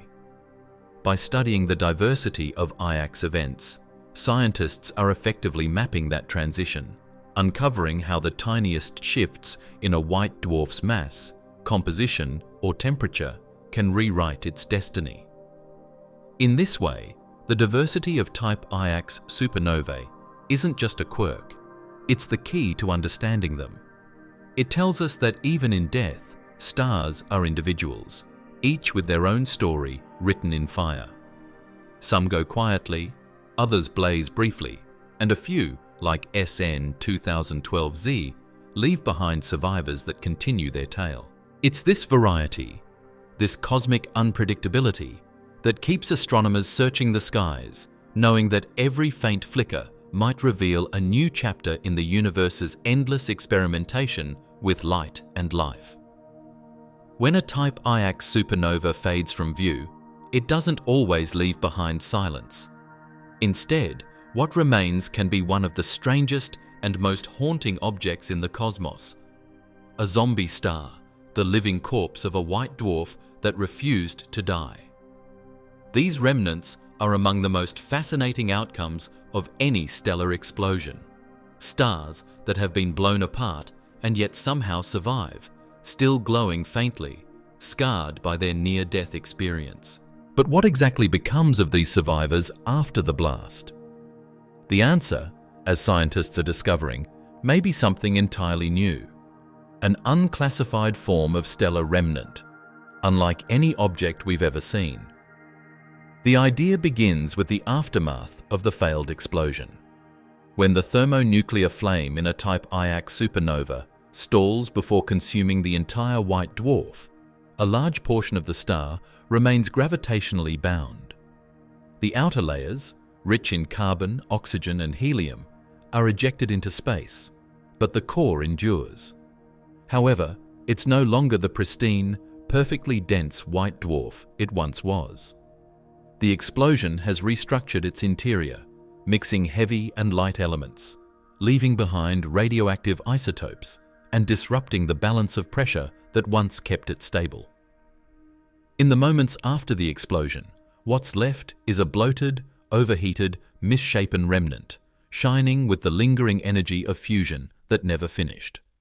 This remnant, the so-called zombie star, can be several times larger than the original white dwarf, though far less massive. Its internal heat, generated by the decay of isotopes like nickel-56 and cobalt-56, keeps it luminous for years or even decades.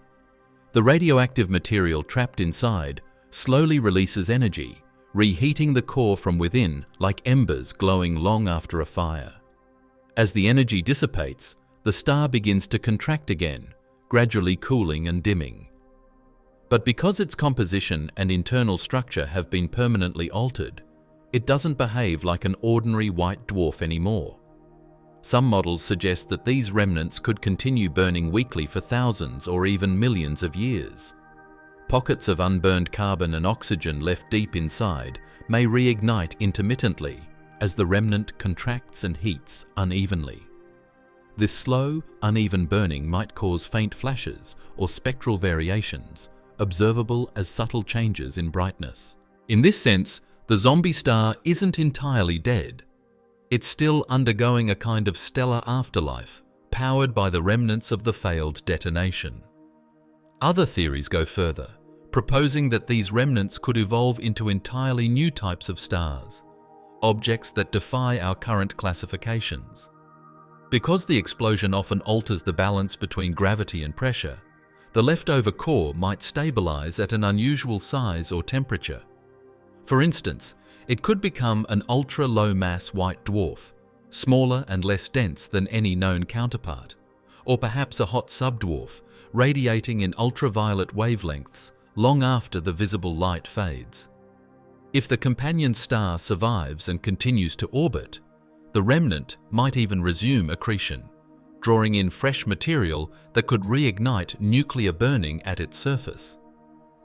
In the most extreme scenarios, this could lead to a second explosion, a delayed detonation years or centuries after the first.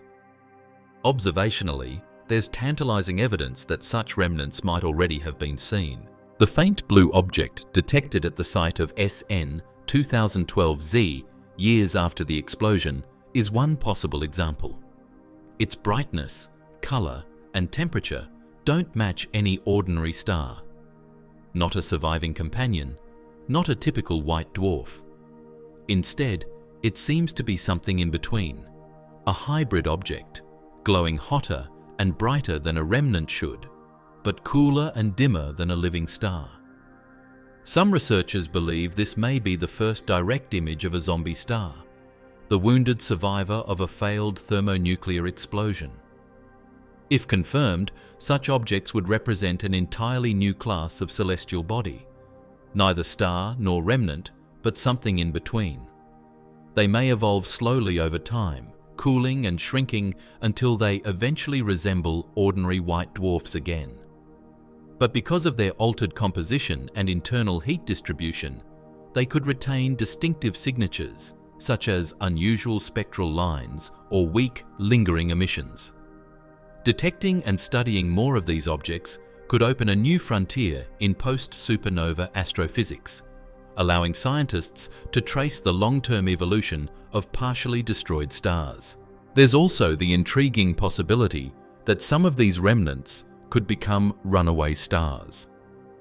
The asymmetric nature of the Iax explosion often gives the surviving core a powerful kick, propelling it through space at speeds of hundreds of kilometers per second. Over millions of years, these ejected remnants could travel vast distances from their birthplaces, wandering the galaxy as lonely, faintly glowing exiles. One day, they might even be mistaken for rogue white dwarfs, unmoored, drifting through the Milky Way without a home. Yet hidden in their spectral fingerprints would be the evidence of their violent origin. In a sense, these zombie stars embody a paradox, a star that has both died and survived. They are a testament to the universe's capacity for in-between states, where nothing is ever fully one thing or another. Studying them forces astronomers to expand the boundaries of stellar classification, to make room for objects that don't fit neatly into existing categories. They challenge the assumption that supernovae are absolute endings. Instead, they show that stellar death can be a transformation, a shift into a new and mysterious phase of existence. If the universe had a poet's sensibility, these remnants would be its elegy, quiet, drifting lights born from failed destruction, glowing with the faint warmth of persistence. They may never burn brightly again, but their existence deepens our understanding of how stars, even in dying, continue to create new possibilities.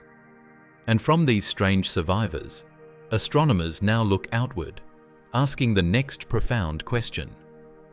What role do these faint, failed explosions play in shaping galaxies and the very chemistry of the cosmos itself?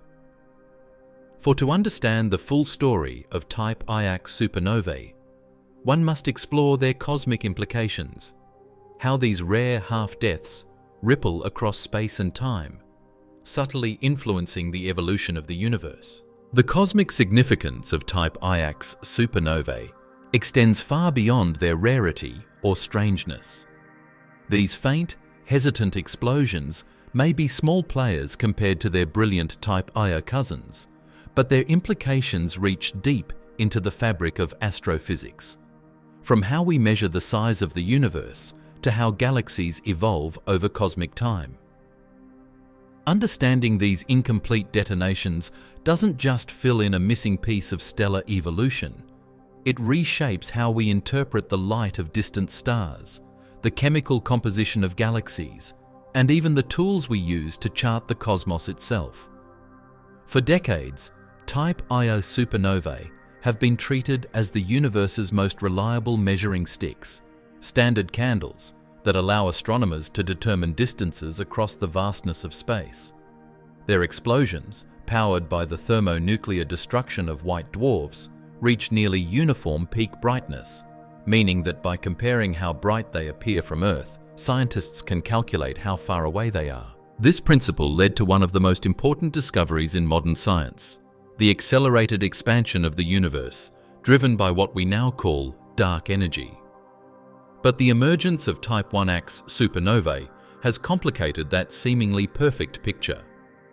Since they look superficially similar to Type Ia explosions, especially in the early stages, they can easily be mistaken for them in large sky surveys, particularly when they're faint or distant.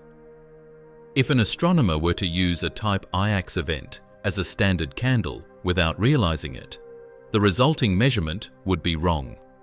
The distance would appear much greater than it actually is because the explosion is intrinsically weaker. This means that accurately identifying and distinguishing Iax events is essential to maintaining the precision of cosmic distance measurements. By studying these peculiar explosions in detail, scientists are learning to recognize their unique light curves and spectral signatures, subtle fingerprints that set them apart from their more powerful relatives. This helps refine the reliability of Type Ia measurements and ensures that we don't misinterpret faint or peculiar supernovae in our quest to map the universe's expansion. In this way, Understanding Type Iax supernovae safeguards one of the most fundamental tools in cosmology, reminding us that even small anomalies can have outsized effects on our perception of the cosmos. Beyond their impact on measurement, Type Iax supernovae also reveal crucial details about the life cycle of white dwarfs and their role in shaping galaxies.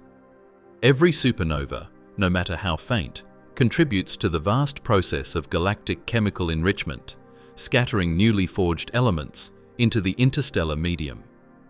These elements, in turn, become the building blocks for new stars, planets, and ultimately life. But the contribution of Type Iax events is unique. Because they are weaker and incomplete, they produce a different mix of elements than other supernovae. They release less iron and nickel, but more of the intermediate mass elements, like sulfur, silicon, and calcium, that make up rocky planets and the cores of future stars. This has profound implications for how galaxies evolve. Even though Type Iax explosions are rare, their cumulative influence over billions of years may subtly alter the chemical fingerprint of a galaxy. In dwarf galaxies, where heavy element production is limited, a few Iax events could meaningfully shift the balance of elements in the interstellar medium. In larger galaxies, they may help explain observed variations in chemical abundance that don't fit neatly into existing models based solely on massive star or full Type Ia contributions.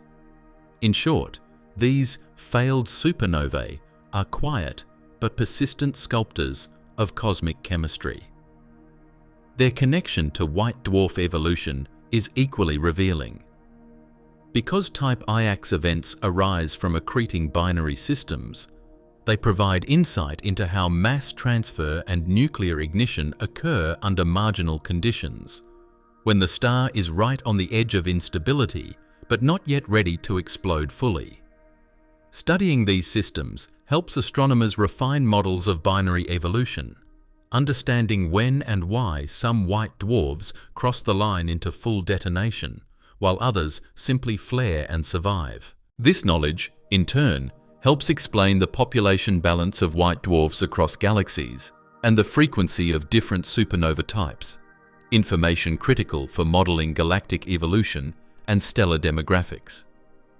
Moreover, the surviving remnants of Type Iax explosions, the zombie stars, may continue to play an active role in their environments.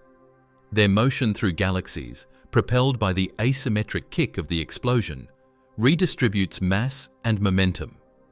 Over time, they could even become sources of faint radiation or gravitational interactions, subtly influencing the dynamics of nearby star clusters.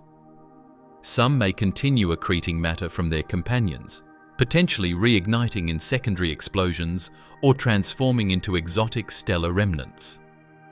These ongoing processes remind us that a supernova, even when incomplete, can set off a long chain of cosmic consequences. From a broader perspective, Type Iax supernovae also challenge how we think about the universality of physical laws in extreme conditions.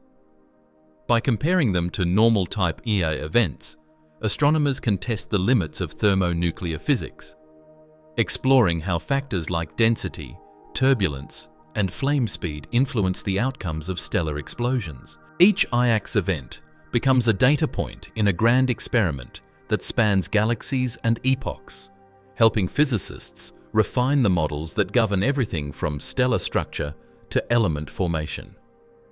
In the end, understanding these rare, faint explosions isn't just an academic exercise. It's essential to painting a complete picture of the universe's evolution.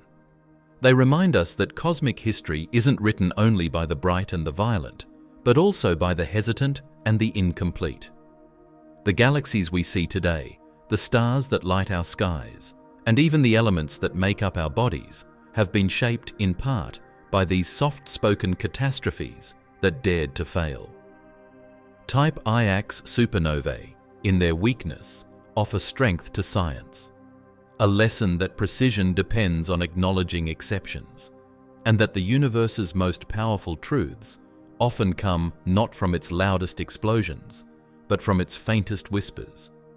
from their chemical fingerprints to their surviving stars, from their quiet influence on galactic chemistry to their subtle role in cosmic distance calibration.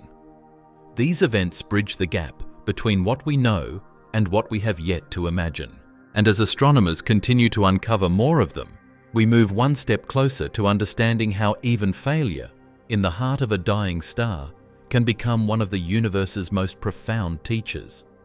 Despite the grandeur of the cosmos, a universe teeming with billions of galaxies, each containing billions of stars, only about 50 Type Iax supernovae have ever been found. 50. In a cosmic sea of light and destruction, these faint, hesitant explosions represent a drop of impossibility. Yet for all their scarcity, they hold an importance far greater than their number suggests. Each one is a clue, a small but vital fragment in the cosmic puzzle of how stars die, survive, and transform. To grasp their rarity, one must consider scale. Astronomers detect thousands of supernovae every year through modern sky surveys. Most of them fit neatly into known categories: Type Ia, Type II, Type Ib, and others, following well-understood physical laws. But the Type Iax events appear only occasionally, scattered across decades of observation. They are the statistical outliers, the ones that seem to break the rules. Their faintness makes them easy to miss. Their short lifespans mean they vanish before many telescopes can even register their presence. Some may have gone unnoticed entirely, hidden behind cosmic dust or mistaken for dim novae. And yet, every time one is detected, it becomes a window into something the universe rarely allows us to see: the moment when a star almost dies. In the 50 or so known cases, astronomers have uncovered nearly the entire spectrum of possible outcomes, from nearly complete explosions like SN 2012Z to barely there flashes like SN 2008 HA, which seem to exhale rather than detonate. Each event has deepened our understanding of how the delicate physics of ignition and instability can yield radically different results, even among stars that start out nearly identical. The rarity of these events isn't just a matter of chance. It reflects the fragile balance required for them to occur. A white dwarf must reach a precise mass threshold, must ignite under very specific conditions, and must fail at exactly the right moment to produce a partial detonation instead of a full one. It's an astronomical tightrope act, with countless factors conspiring to make success unlikely. That we've observed any at all speaks to the sensitivity of our instruments and the persistence of those who scan the heavens night after night, searching for these fleeting, uncertain lights. But beyond their scarcity lies their scientific weight. Each Type Iax supernova adds a critical data point to our understanding of stellar physics. They reveal the shades of grey between total destruction and survival, teaching us that the end of a star's life isn't always a binary event. They illuminate the pathways of nuclear burning under borderline conditions, insights that refine our models not only of supernovae, but of all thermonuclear reactions in the cosmos. Without them, our understanding of stellar death would remain incomplete, too simplistic to capture the universe's true complexity. Their importance also lies in their power to challenge assumptions. Before Type Iax supernovae were discovered, astrophysicists believed that white dwarfs either detonated completely or not at all. The very existence of these failed explosions forced a rethinking of what death means for a star. It proved that nature allows for imperfection, that even in processes governed by precise physical laws, there's room for hesitation, error, and survival. In that sense, Type Iax supernovae are the universe's quiet rebellions, stars that refuse to conform to the script. They also connect to something larger, the human pursuit of understanding through the rare and the obscure. Throughout history, the biggest breakthroughs in science have often come not from studying what's common, but from investigating anomalies. the exceptions that don't fit the pattern. Type Iax supernovae are just that, cosmic exceptions. Their study may seem niche or esoteric, but the implications ripple outward, influencing everything from how we measure the universe's expansion to how we model the chemical evolution of galaxies. Even culturally, they remind us of something profound, that rarity doesn't mean insignificance. In a cosmos where brilliance is common, it is the quiet, the brief, and the strange that often tell the deeper stories. These 50 faint flickers across billions of years are testaments to the subtlety of cosmic creation. They whisper truths that the louder, brighter explosions cannot. That even in failure, there is beauty. Even in partial death, there is persistence. Each new detection, each fragile point of light captured in the telescope's lens, is an act of discovery not just for astronomy, but for the human imagination. When we find a Type Iax supernova, we're witnessing the universe at its most introspective, showing us what happens when the grand cycle of life and death falters and tries again. It's an echo of our own curiosity, our endless search for meaning in the spaces between extremes. So yes, only 50 have ever been found. But those 50 are enough to remind us that the universe doesn't just create through violence, it also creates through hesitation. They are cosmic rarities that bridge the gap between what we know and what we still can't quite explain. And that's precisely what makes them priceless. In the end, the story of Type Iax supernovae is not just about faint explosions or failed stars. It's about mystery itself. These rare events remind us that even in the most studied corners of the cosmos, the universe still holds secrets that defy our expectations. For more than a century, astronomers believed they understood supernovae, the grand finales of stellar life, the ultimate expressions of cosmic power. Yet, hidden within that familiar story, the Type Iax emerged quietly, whispering that not all endings are absolute, not all deaths are final. They are the universe's subtle rebellion against certainty, proof that even the most predictable processes can surprise us. A star can die and still survive. An explosion can begin and never finish. The cosmos, it seems, delights in exceptions. Every Type Iax discovery is a gentle nudge from nature, reminding us that knowledge is never complete, that even our brightest theories have shadows. These faint, flickering explosions, so few, so fleeting, stand as monuments to humility. They show that the universe is not a closed book, but an ever-expanding mystery, filled with phenomena that rewrite our understanding each time we find them. In their hesitant light, we see both the limits of our knowledge and the endless depth of what remains to be discovered.